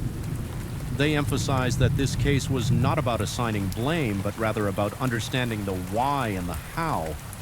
Behind the tragic events, the defense argued that a man like James, who professed to love his family above all else, could not have done this. According to the defense, James was under the influence of Ambient at the time of the shooting and urged the jury to consider this mitigating factor. According to James's defense attorneys, this incident was not a case of first-degree murder. The attorneys argued that there was an element of diminished responsibility due to James's state of intoxication. They maintained that James was not in his right mind at the time of the shooting and lost control of his actions. Rachel Hendrick, who had witnessed James's rampage firsthand, was the first to testify. She recounted the horrifying events that unfolded on the evening of the murder. Lamar Doyle, Amanda's boyfriend, was the second witness to testify. He said he became convinced that James was targeting him, prompting him to run from Amanda's house as soon as he heard gunshots. During Lamar's cross-examination, the defense attorney sought to cast doubt on his testimony. The attorney asked if Lamar was aware that James and Amanda had been engaging in a secret relationship. Lamar denied having any knowledge of this. However, the defense's questioning took a controversial turn when the attorney mentioned Amanda's adult toys. The prosecution was outraged, feeling that the defense was attempting to tarnish Amanda's reputation and paint her as promiscuous. The public sentiment mirrored the prosecution's view as people took to social media and attacked the defensive attorney for victim-blaming Amanda. In a later interview, the defense attorney claimed that his intention was not to victim-shame Amanda, but to save his client's life. He argued that exploring all aspects of the case, including the intimate details of Amanda's life, was necessary to understand the situation comprehensively.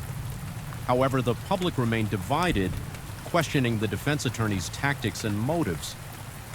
After the prosecution presented their case in court, it was time for the defense to present their side of the story. One key decision for the defense team was whether James would testify in his defense.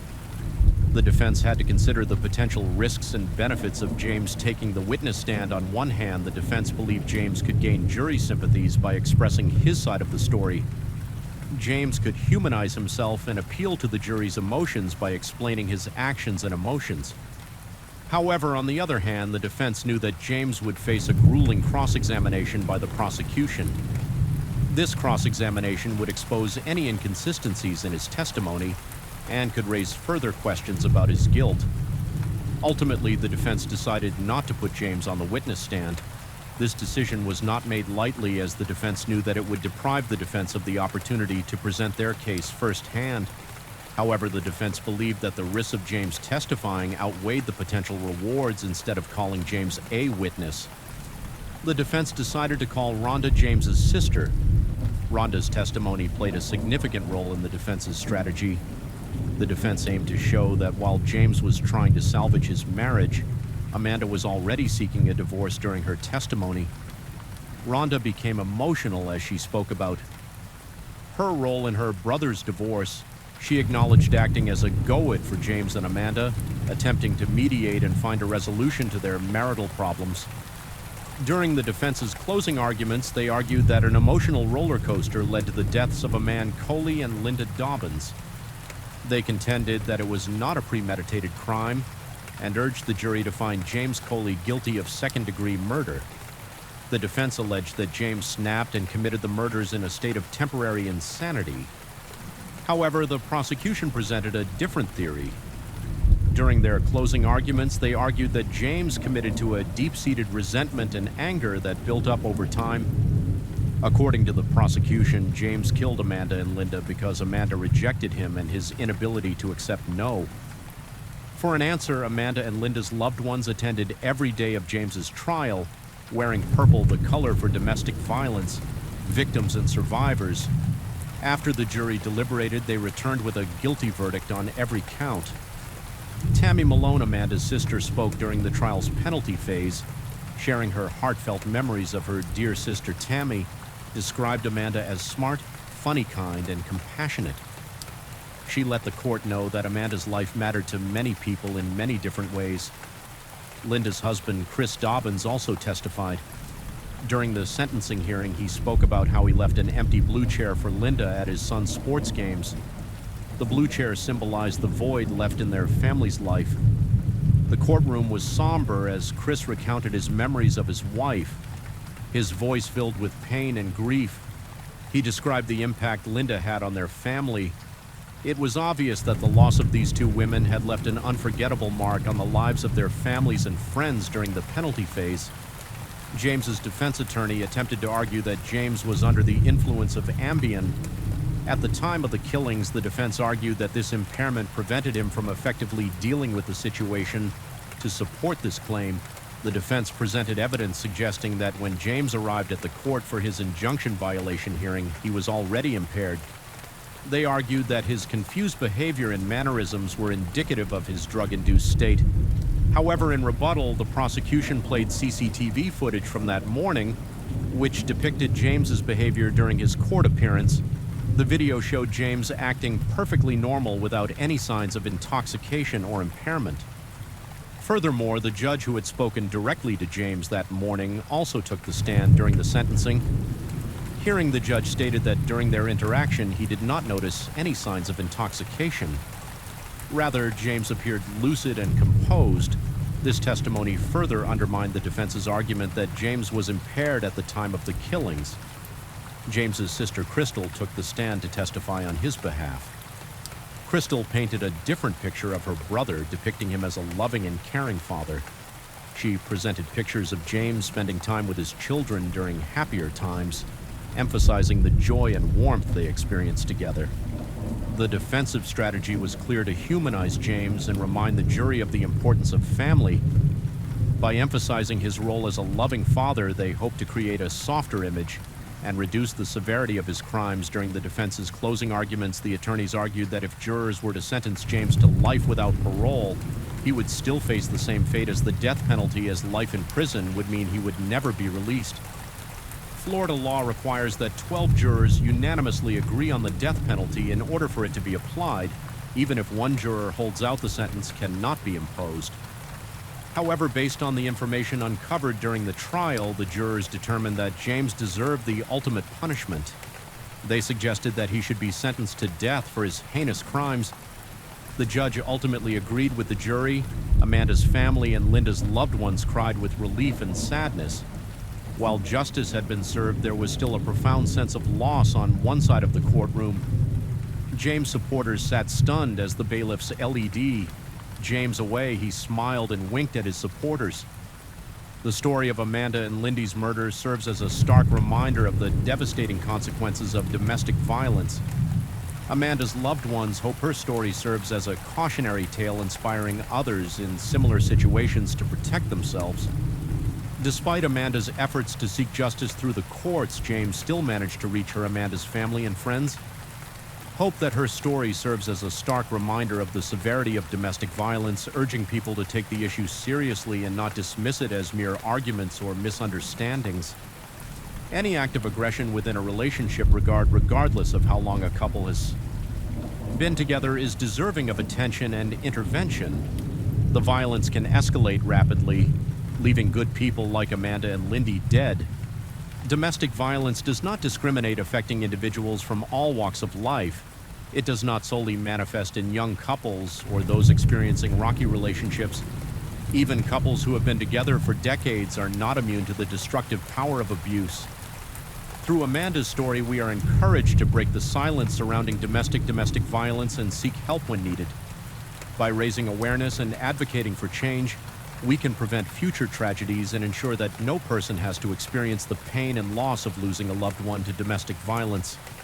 Story 5. Robert Lemon, known to his loved ones as Rob, was a man with a heart of gold. From the outside, his large stature and tattoo of his last name on the back of his head might appear intimidating, but those close to knew that he was a gentle giant, a big teddy bear with a kind soul. When Robert and his wife Sabrina first met, they instantly connected. Sabrina, a sweet and loving person, instantly resonated with Robert's character. Despite their differences, they formed a deep bond and fell in love. Faith was deeply important to them, and they attended Mass together. Every Sunday in 2000, Robert and Sabrina were baptized in the same church, solidifying their commitment to each other. They later exchanged vows in a beautiful ceremony in Arizona, surrounded by their family and friends. Over the years, the couple had 2 children, dedicating their lives to raising a loving and stable family. Actually, Robert and Sabrina decided it was time for a change and relocated to Silver Lakes, California, a picturesque town located 99 miles from Los Angeles. Silver Lakes was a peaceful family community that offered a perfect setting to raise their young family. Sabrina stayed home and cared for the house and children, while Robert worked at BNSF Railway, a job he loved. Robert's job at the rail yards was both his passion and a source of pride. He genuinely loved what he did and excelled in his role. His superiors admired him for his reliability and his unwavering work ethic. The rail yards were a bustling and chaotic environment. Despite Robert's dedication, the work was not without danger. The area was frequented by thieves who would patrol. The rail yards looking for cargo to steal these individuals posed a significant threat to the safety of the employees. However, Robert never let these security concerns deter him from his job and remained vigilant with Robert's size and smarts. He could easily take down any opponent, human or animal. Robert was more than just a man. He was a force of nature.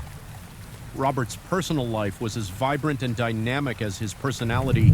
He and his wife Sabrina, 2 peas in a pod, had an active social life and loved nothing more than throwing parties and hosting gatherings at their home in Silver Lakes. They were known for their warm and welcoming personality, attracting people from all walks of life into their circle of friends.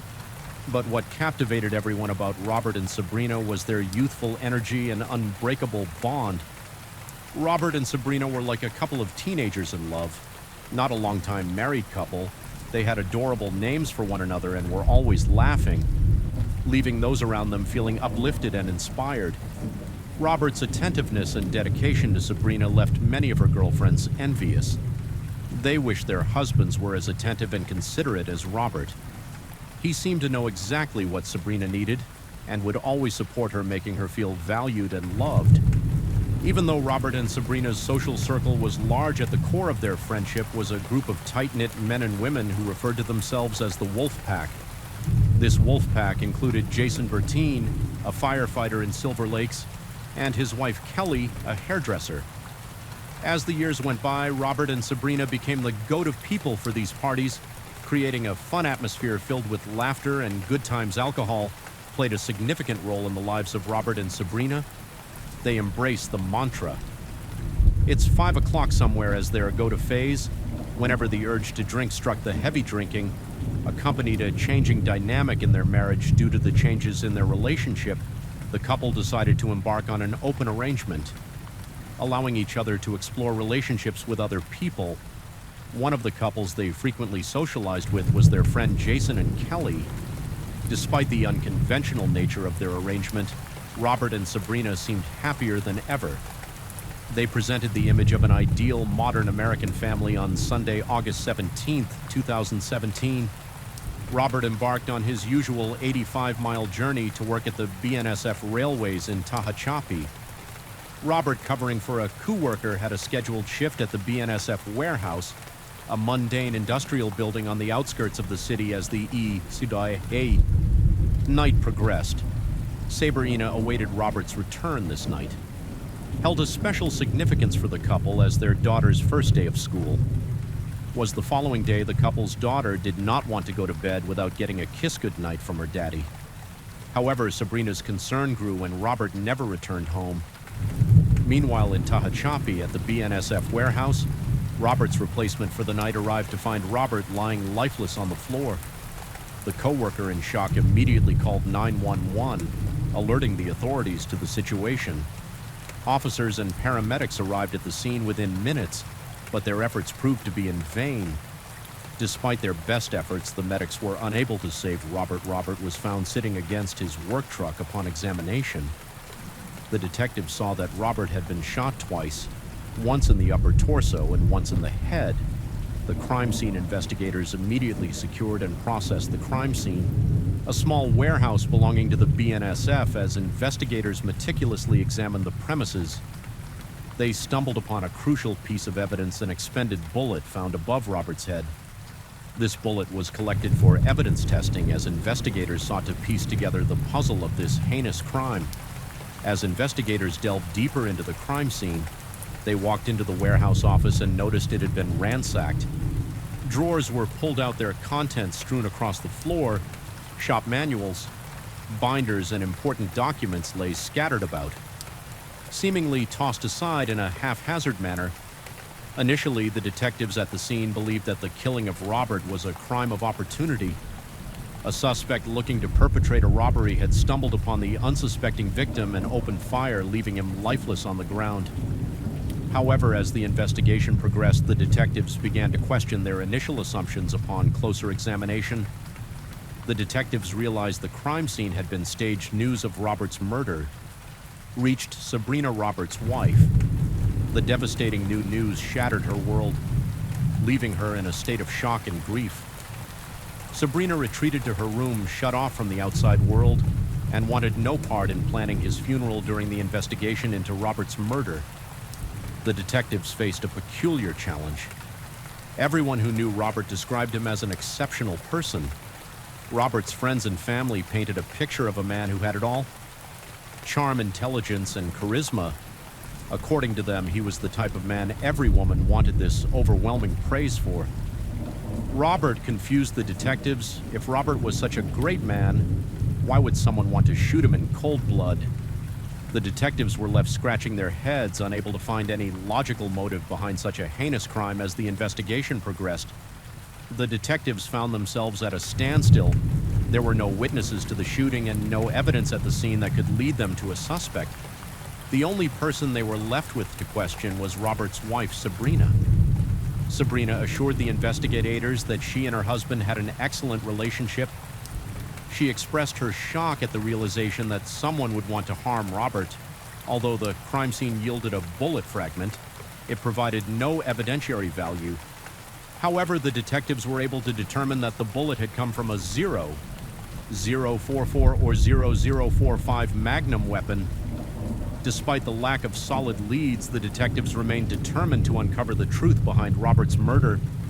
Their determination was fueled by the desire to bring justice to a man who, by all accounts, deserved nothing better but the best in his life. In an effort to piece together the puzzle, the detectives received the security camera footage from the warehouse where Robert worked. However, to their dismay, the camera fitted inside his work truck was not running. At the time of the incident, rendering it useless. The only camera that captured any footage was outside the warehouse.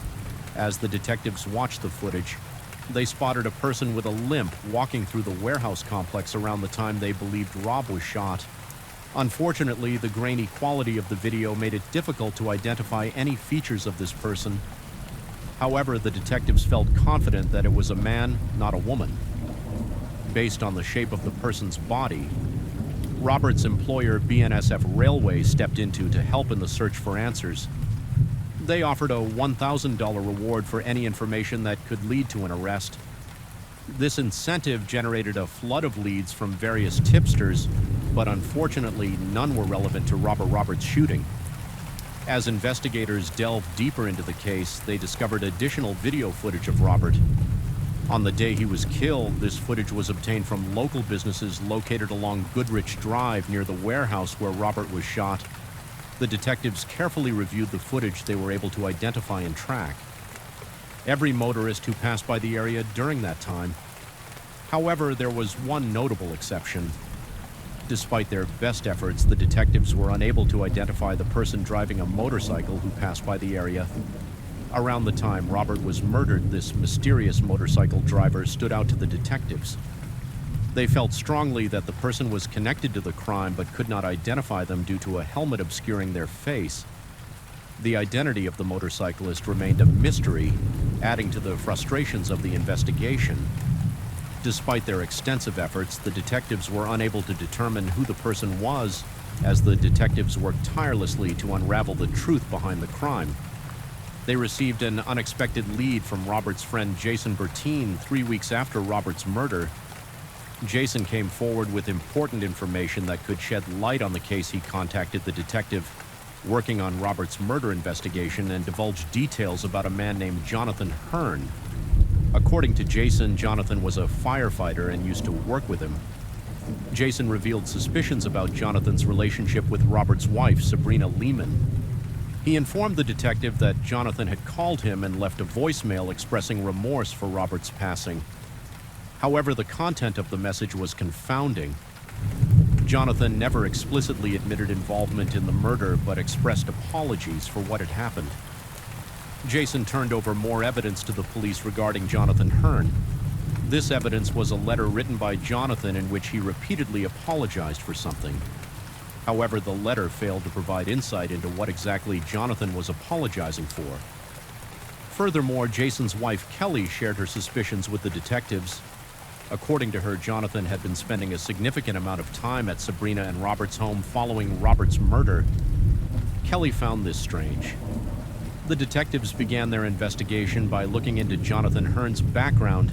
They discovered that in 2012, Sabrina, the victim's girlfriend, worked part-time at Costco. Coincidentally, Jonathan was a frequent shopper at this store. Sabrina and Jonathan struck up a conversation and a connection was formed.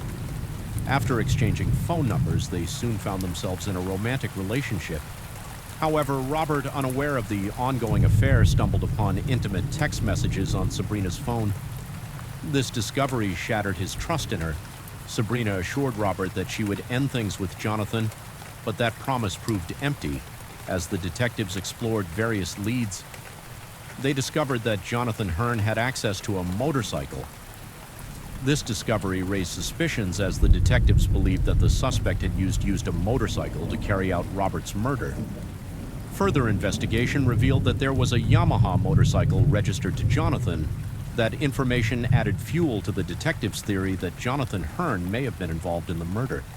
The evidence of the motorcycle and that Jonathan had been involved in a romantic relationship with Sabrina behind Robert's back made him a plausible suspect in a desperate attempt to gather more footage of the suspect. The detectives focused on pulling CCTV footage from businesses in the area. Their efforts paid off when they stumbled upon footage of the motorcycle driver pulling into a nearby Pilot gas station.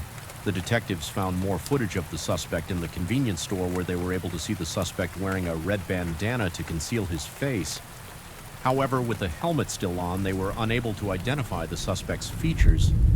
Despite their suspicions, the detectives found themselves in a predicament without concrete evidence linking the motorcycle driver to Jonathan Hearn. They could not make an arrest. The lack of visual identification left the investigation at a standstill.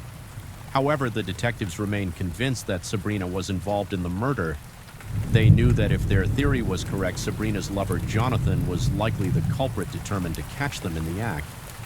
The detectives placed a wiretap on Sabrina's phone. Their hope was to intercept any incriminating conversations between Sabrina and Jonathan, providing the evidence they needed to bring justice to Robert's murder. So Sabrina and Jonathan spoke often, and their conversations were mainly centered around God and religion. However, there were moments when Jonathan delved deeper into his beliefs, reciting Psalm 51, also known as the Tale of David of Betha. This psalm, which delves into the consequences of adultery, caught the detectives' attention as they wondered whether their discussion had a deeper meaning. Determined to get Sabrina and Jonathan to open up, the detectives devised an ingenious plan they called Sabrina and Lied, telling her that the detectives had found DNA evidence at the scene linking the suspects to Robert's murder. This ploy was designed to provoke a reaction from Sabrina and Jonathan, hoping it would prompt them to discuss their involvement in the crime. As soon as the detective hung up the phone with Sabrina, they immediately listened in on the wiretap. Sabrina wasted no time in calling her lover Jonathan during the call. Sabrina and Jonathan never explicitly admitted to killing Robert. However, the detectives felt the conversation was telling. Neither of them seemed thrilled at the news of the DNA evidence, leading them to believe that they were hiding something. On November 18, 2014, detectives were granted search warrants for multiple locations related to Robert's murder. These searches were crucial in gathering evidence and piecing together the puzzle at one of the search locations. The home of Jonathan detectives stumbled upon a Yamaha motorcycle, a helmet, a red bandana, a backpack, and other items. That same day, the detectives arrested Jonathan and Sabrina following the arrests of Sabrina and Jonathan.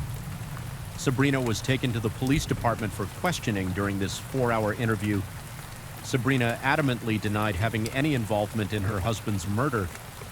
She maintained her innocence and refused to implicate herself in any way. Despite the efforts of the detectives, no evidence could be found to connect Sabrina to the shooting. As a result, the detectives were left with no choice other than to release her, on returning to Silver Lakes. Sabrina was met with an unexpected backlash from her neighbors. The community that once loved her and her husband's infamous parties now turned against her. Sabrina was subjected to harassment and threats, forcing her to pull her children out of school. The pressure became unbearable, and Sabrina made the decision to leave Silver Lakes behind. Seeking a fresh start, Sabrina relocated to Camaro, California on January 7, 2017. Sabrina was arrested for Robert's murder. The charges against her this time stuck, and the case finally went to trial. Jonathan emerged as the star witness for the prosecution. He testified that Sabrina had suggested divorcing Robert so that she could be with him. However, Robert made it clear that he loved her too much and would rather die than lose her. According to Jonathan, Sabrina then had the idea to plan and execute her husband's murder. According to Jonathan, the first time they attempted to murder Robert, Sabrina mixed arsenic into his banana pudding with vanilla wafers. However, the attempt was unsuccessful and Robert survived undeterred. Sabrina and Jonathan planned a second attack. She showed him images of the warehouse and the surrounding area, describing the layout. In great detail, Jonathan claimed Sabrina wanted him to know what to expect when he entered the warehouse to shoot Robert. On August 17, 2017, Jonathan confessed to the jury that he made a trip to the following Sabrina's instructions. He arrived and confirmed the CCTV footage that showed a man with a limp entering. However, Jonathan admitted that he had faked the limp to throw off the police, hoping to divert attention away from himself. Once inside the warehouse, Jonathan confronted Robert. He admitted to shooting Robert. Following Sabrina's instructions to make the scene look like a robbery, Jonathan stated that he went into the office and made a mess before leaving the warehouse. Jonathan said he realized Robert was not dead. He was still breathing. Jonathan admitted he shot Robert a second time, this time in the head, after committing the murder. Jonathan fled the scene on his motorcycle, feeling a mixture of belief and guilt. He quickly made his way back home. Upon his return, Jonathan discovered that he had received numerous missed calls from Sabrina. Jonathan immediately called Sabrina back and confessed that he had carried out the murder. As the trial progressed, The prosecution called Sabrina Lemon to the stand. Sabrina was the key witness for the defense, and her statements left the courtroom buzzing with speculation. During her testimony, Sabrina said that she and Robert were on good terms at the time of his death, but she also testified that she had feelings for Jonathan Hearn. Sabrina admitted to having a romantic relationship with Jonathan, but insisted that she never planned on leaving Robert. She claimed that she and Jonathan were merely exploring their options and exploring a future together while still committed to their respective marriages. However, the prosecution argued that Sabrina's actions did not all line with her claims. One of the key aspects of the prosecution's case was the belief that Sabrina may have murdered Robert for financial gain. They argued that Robert's life insurance money could provide the perfect motive. However, Sabrina denied the allegations, stating that any funds she received were placed in a savings account for their children's living expenses. She claimed that never intended to use the money for her own gain. Sabrina insisted that she had no prior knowledge or involvement.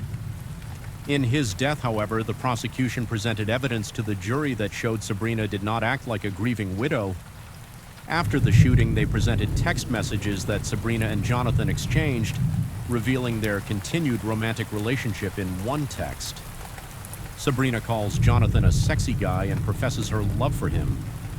Sabrina even wrote that she had a desire to kiss Jonathan all over nonstop after a lengthy trial. Sabrina Lemon was found guilty of 4 of the 6 counts against her, including first-degree murder, attempted murder, solicitation, and conspiracy to commit murder. Sabrina was acquitted of the charge of alleged poisoning. The guilty verdict brought a sense of relief to Robert's family and friends who had eagerly awaited justice. However, the acquittal on the poisoning charge left some unanswered questions and speculation. In November 2017, Jonathan Hearn was sentenced to the terms of his plea deal. He pleaded guilty to the lesser charge of manslaughter and was given his 25-year, 4-month sentence. During the sentencing hearing, Jonathan expressed remorse and apologized to Robert's family and friends. Despite his involvement, he seemed to genuinely regret his actions and the impact they had on the lives of those involved. The judge sentenced Sabrina to 25 to life, plus an additional 16 months. Despite her conviction, Sabrina showed no remorse and filed an appeal with a new attorney. In Sabrina's appeal, she argued that her attorney should never have allowed her to testify. She claimed that her attorney's decision had compromised her defense and ultimately led to her conviction. Sabrina claimed that her attorney had failed to adequately prepare for the trial and failed to protect her interests. Sabrina's appeal went through the state courts, but ultimately her conviction was upheld, frustrated. Sabrina decided to take her case to federal court. The case received significant attention, with legal experts and media outlets speculating about the possibility of her acquittal. However, in January 2023, Sabrina's case was again upheld in federal court. This ruling was a blow to Sabrina's hopes. Story 6 on the evening of December 25, 2009 in Manhattan, New York. Shell Denisi had just got done celebrating Christmas with her 2 kids the next couple of days. Shelley prepared to celebrate New Year's Eve with her family, but things took a sad turn when she was found dead in her bathtub at Dorchester Towers apartment building on the 31st of December 2009. The initial investigation found an accident to be the cause of Shelley's death, and the case was closed. However, a few facts about this apparent accident didn't sit well with some investigators, who decided to get to the bottom of why a young, ambitious woman was found dead in her home. A decade later, it would be discovered that Shelley didn't die by accidental death, but was murdered by someone who once claimed to love her. This is the case of Rod Coughlin, who got blinded by his greed and went to extreme lengths to access his wife's money. In 1998, 34-year-old Shelley Denisi was living in New York and pursuing her career in financial advising. Shell had a kind personality that was difficult to ignore and had the ability to instantly catch people's attention with her graceful aura. Another fact about Shell was that she was extremely ambitious too. She had studied marketing in college and started working in New York's financial sector. Soon after graduation, her hard work and commitment to her profession eventually helped her become a successful financial advisor in New York who had many high-profile clients. Everyone who worked with her or had her as their financial advisor knew Shelley as someone who knew how to get things done quickly while Shell was doing extremely well professionally for a woman of her age. Her personal life was a completely different story. Despite being in the second half of her 30s, Shell still hadn't found a life partner yet. Shell had achieved a lot in her professional life and knew it was time to focus on her personal life and start a family with someone who understood her, her ambition and her values. Shell was actively looking for a life partner, and fate finally found her. One in February 1998, she attended a Jewish singles party in a bar called Larbat, located in the Hell's Kitchen neighborhood of Manhattan. It was an event organized for people of the same faith as her, so the occasion couldn't be more suitable to end her long wait and find a life partner during the event. Shell met a 25-year-old man named Roder Sin, and it was love at first sight. In fact, it was more than that, because just a few hours after meeting Rod, Shelley called her sister Eve and told her that she was on her way to Las Vegas to get married to Rod, although her sister convinced her at the time not to rush such an important decision in her life that didn't end the special connection between Shelley and Rod Shelley, and Rod had an 11-year age difference, but it didn't bother either of them, and a few weeks after the singles party, the couple got engaged. Both Rod and Ann Shell had told their families about their partner and how amazing their bond was. 7 months after meeting each other for the first time in September 1998, Rod Coven and Shelley Denisi got married in a happy ceremony that was attended by their friends and family. In 2000, 2 years after getting married, the couple welcomed their first child, a girl whom they named Anna. During the early years of marriage, the bond between Rod and Shelley grew stronger, and they became inseparable. Since both of them were Jewish and Shell had been brought up in an Orthodox Jewish family, it made the couple very active in their local Jewish community. Things went well for the first few years, but after that, differences started to arise, and both Rod and Shelley realized they didn't have as many things in common as they thought when they met and married in 1998. Shelley, being a hardworking woman, kept climbing the career ladder and became senior vice president for private wealth management at UBS.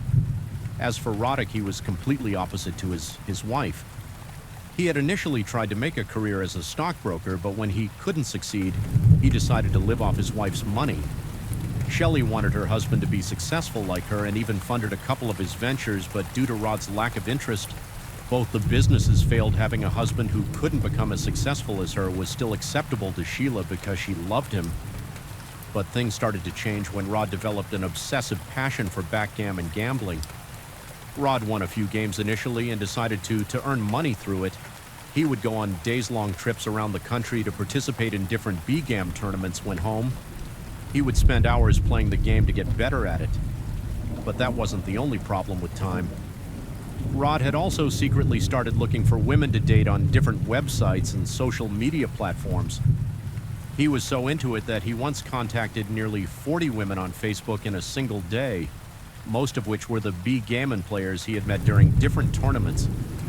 At this point, B-gam mattered more to Rod than anything and anyone, including his wife and daughter, to make things worse for Sheila. He had also started having sudden anger outbursts, which made his wife believe that he was bipolar.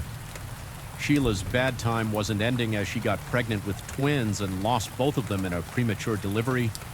One baby died in the womb, and the other died shortly after birth. The doctors told Sheila that she wouldn't be able to conceive again, but the couple wanted another child. So in 2006, Rod and Sheila resorted to an egg donor and welcomed a baby boy named Miles to the family. Rod had slowly become so toxic that he frequently reminded Sheila that because of her, they had to use an egg donor to get their son. But he didn't stop there, and later even told their son that Sheila wasn't his biological mother in 2008. Exactly 10 years after they had met and married each other, Rod and Sheila's marriage was damaged. Beyond repair, things had gotten messed up to the point that Rod even asked his wife for an open marriage, which made an Orthodox Jew like Sheila disgusted, and she immediately rejected her husband's idea. But this didn't stop Rod from his streak of infidelity, and he joined J-Date, a Jewish dating website, under a fake name, James Early. Rod had become so toxic that he didn't even hide his affairs from his wife. By January 2009, Sheila was completely fed up with Rod, his anger issues, and his infidelity.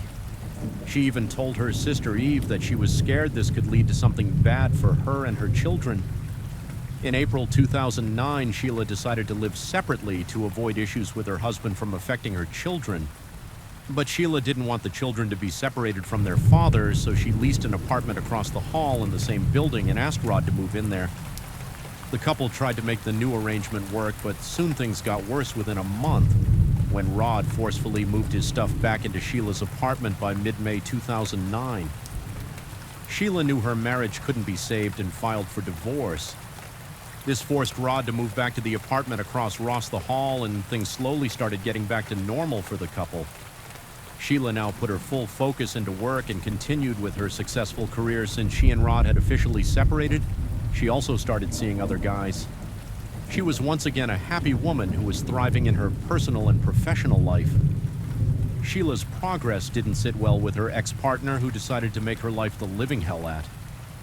It was in the later years of their marriage he put up spy cameras in the hallway and even installed spyware on her computer to monitor all her online activities.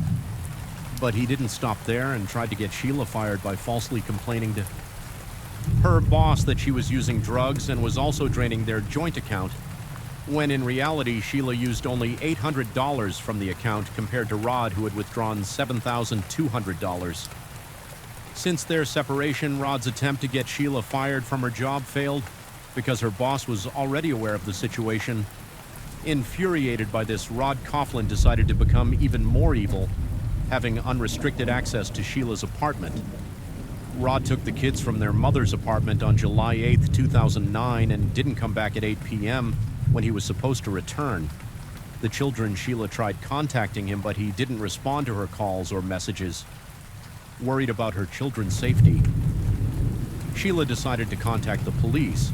On the other hand, Rod hadn't taken the kids sightseeing or to a theme park, but rather took them to a Columbia Presbyterian hospital to report Sheila for sexual abuse. However, the doctors and the Administration for Child Services quickly saw through Rod's lies, and the kids were returned to Sheila around 5:30 a.m. the next morning. But this didn't stop Rod from claiming his false story was true. He filed a complaint about Sheila's made-up abuse in the NYPD's Special Victims Unit. But like the doctors and the AC's agents at the Columbia Presbyterian Hospital, detectives in the special unit also concluded that Rod was lying and the case was closed. This move ALS also backfired, and the family court judge who was hearing Rod in Sheila's divorce case limited his visitation privileges and allowed him to see his children only under a court's official supervision. The court also ordered Rod to pay $425 in child support to Sheila, and when he said he didn't have the money, he was forbidden to spend money on backgammon and gambling, which infuriated him even more. The anger soon turned into physical abuse when Rod choked Sheila and threatened her that he would kill her, scared for her and her children's lives. Sheila immediately got a protection order from the court. Up until this point, Rod was still a part of Sheila's will. But on December 29, 2009, Sheila decided to fully and permanently cut her ex-husband from her life and asked her estate attorney to remove Rod's name from her will on the 30th of December 2009. Sheila left the children with a babysitter and went on a date with someone she had recently met on J-Date. When she returned from her date, she played with the kids for a while before putting them to bed at 10:13 p.m. Sheila logged into her J-Date profile and logged out after a few minutes on the 31st of December, the day when Sheila was to meet her estate attorney and put her husband's matter to rest forever. Her 9-year-old daughter Anna woke up at 7 a.m. and went to her mother's room to wake her up. However, Anna didn't find Sheila in her room. She then went into the bathroom, and as soon as she opened the door, she screamed. Sheila was lying face down in a pool of blood. Anna immediately called her father, Rod, who came running into their apartment. Rod removed Sheila from the tub, called 911, and performed CPR on her motionless body when the police reached Sheila's apartment. First responders were already there and informed the officers that the deceased was in the rear bathroom of the apartment. Soon the investigators also arrived at the scene. Rod told them that he believed Sheila accidentally slipped and hit her head on the bathtub while taking an early morning shower. He even showed the investigators a cabinet above the bathtub with its hinges partially pulled off. The investigators also thought that it was nothing more than an unfortunate accidental death. Anna, who found Sheila's dead body, and Rod, who was the first adult to come into contact with her body, were asked a few more questions before the officers concluded the investigation and informed Sheila's family of her death. After returning to his office, one of the detectives, Rodermel, went over the details of the crime scene. While the evidence pointed to Sheila's death being an accident, Rodermel believed something was off because a lot of things he saw that morning didn't make sense. For example, the position of the body and the angle of the cabinet door that was pulled off didn't match the slip and a foul story that Rod Coughlin had told him. Another thing that Rodermel noticed was that the victim had bruises and red scratch marks on her face, lips, and right arm, which was unusual for a person who had just gone to the bathroom for a shower. The detective then tracked Sheila's activities from the previous night, and one particular detail made him even more curious about the cause of her death. The day before her death, Sheila had received a keratin treatment and was told to not wash her hair for the next 72 hours. It raised a question: why would Sheila decide to take a bath when she wasn't supposed to wash her hair for the next 3 days? Rod had also told the investigating officer that he had pulled Sheila's body out of the blood-stained water, but his shirt was without any stain. When he was sharing details of the incident, the detective Rodermel didn't do a full forensic search of the crime scene because he wanted to wait for Sheila's autopsy to be released first. Unfortunately, that didn't happen because Sheila Danny's ultra-Orthodox Jewish family was against it because of their religious beliefs. After this, Detective Rodermel couldn't do much in his investigation, and the case was officially closed. The news of Sheila's death had shocked everyone close to her. However, like Detective Rodermel, some of Sheila's family and friends were also suspicious about the cause of her death. Eve, her sister, revealed that Sheila didn't like taking baths and always preferred taking showers. One of Sheila's friends, Stephanie Goldman, also agreed with Eve's statement and had said that Sheila never even took a short bath. Even after her burial, many members of Sheila Danny's family suspected that she was a victim of cold-blooded murder by her ex-husband, Rod Coughlin. The suspicion soon turned into a firm belief when Sheila's estate attorney, Lance Meyer, informed the family that Sheila was scheduled to meet him on the day of her death to remove her ex-husband from her will. The reason for an increasing number of fingers pointing at Rod Coughlin was simple. He stood to get $5.2 million in the event of her death. While he was still in her will, in light of these new shocking details, Sheila's family approached the authorities and requested them to reopen the case and continue with their investigation. Detective Rodermel and Detective Francis Brennan, the two lead investigators in the case, informed the family they couldn't investigate Sheila's death further because the case was officially closed. The detectives also told the Dannis that the only way to reopen the case was if they allowed an autopsy of the victim's body. However, that was out of the question because of their religious beliefs. When the police refused to help them without an autopsy, the family took matters into their own hands and hired a private investigator, Michael Swain, to get to the bottom of Sheila's death and Rod Kinn's role in it. When Michael Swain visited Sheila's apartment, he noticed that the screws of the cabinet hinges had been pulled out by design, and someone like Sheila, who had a lean build, couldn't rip off the hinges. Even while falling, he also noticed that there was no bath towel in the bathroom, which was quite unusual, because according to Rod, Sheila had gone to the bathroom to take a bath 2 months after Sheila's death. Her family agreed for her autopsy to be carried out on the 1st of March 2010. The authorities got the order of exhumation from the court, and Sheila Danny's body was sent for an autopsy. When the autopsy report came back, it was found that Sheila's hyoid had been fractured, which was a common sign of strangulation in light of the new revelations in April 2010. Sheila's cause of death was changed from accident to homicide. However, the investigation team had to wait for 2 more months to get a search warrant for her apartment when it came to interviewing the people who had seen or interacted with the victim during her last few hours. Melissa Fields, Sheila's friend, was the first person to be interviewed. Melissa told the investigators that she had met Sheila a few hours before her death and sensed something was wrong upon asking her friend about it. Sheila told her she felt her ex-husband was following her. When Sheila Danny's ex-husband, Roderick Sins, turned for an interview came, he refused to cooperate with the authorities. Upon checking his emails and phone records from the 30th of December 2009, it was found that he was in contact with a woman named D.O. from North Carolina, married with 3 children. Deborah was a backgammon player. Rod had met during a tournament. They both had started an extramarital affair, and Deborah had even visited Rod in New York on the night of Sheila's murder. Rod and Deborah played backgammon until 1:03 a.m. before Rod left to do some work on his backgammon federation at 4 a.m. Rod sent Deborah a text and told her he didn't do any work because he had fallen asleep. The apartment building's CCTV cameras showed Rod going out of the building at 4:13 a.m. He came back a few minutes later and gave the doorman a Snickers bar, which was very out of character for someone who was normally antisocial. Sheila's time of death had been estimated to be between 1:25 a.m. and 4:25 a.m., and that was the exact time window when Rod wasn't in contact with Deborah.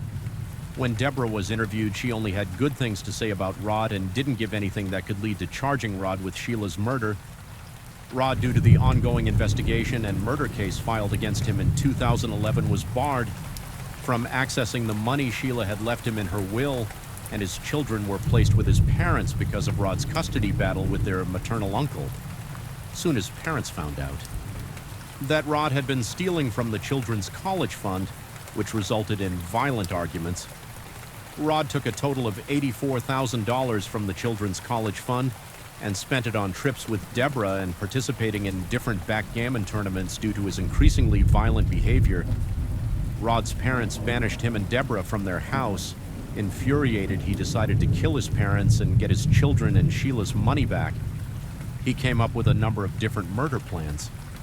Initially, he thought of poisoning them by getting Anna and his daughter to mix the poison in their tea, but he soon dropped this plan and decided to sneak into the house through the basement window, kill both his parents, get his children, and set the house on fire.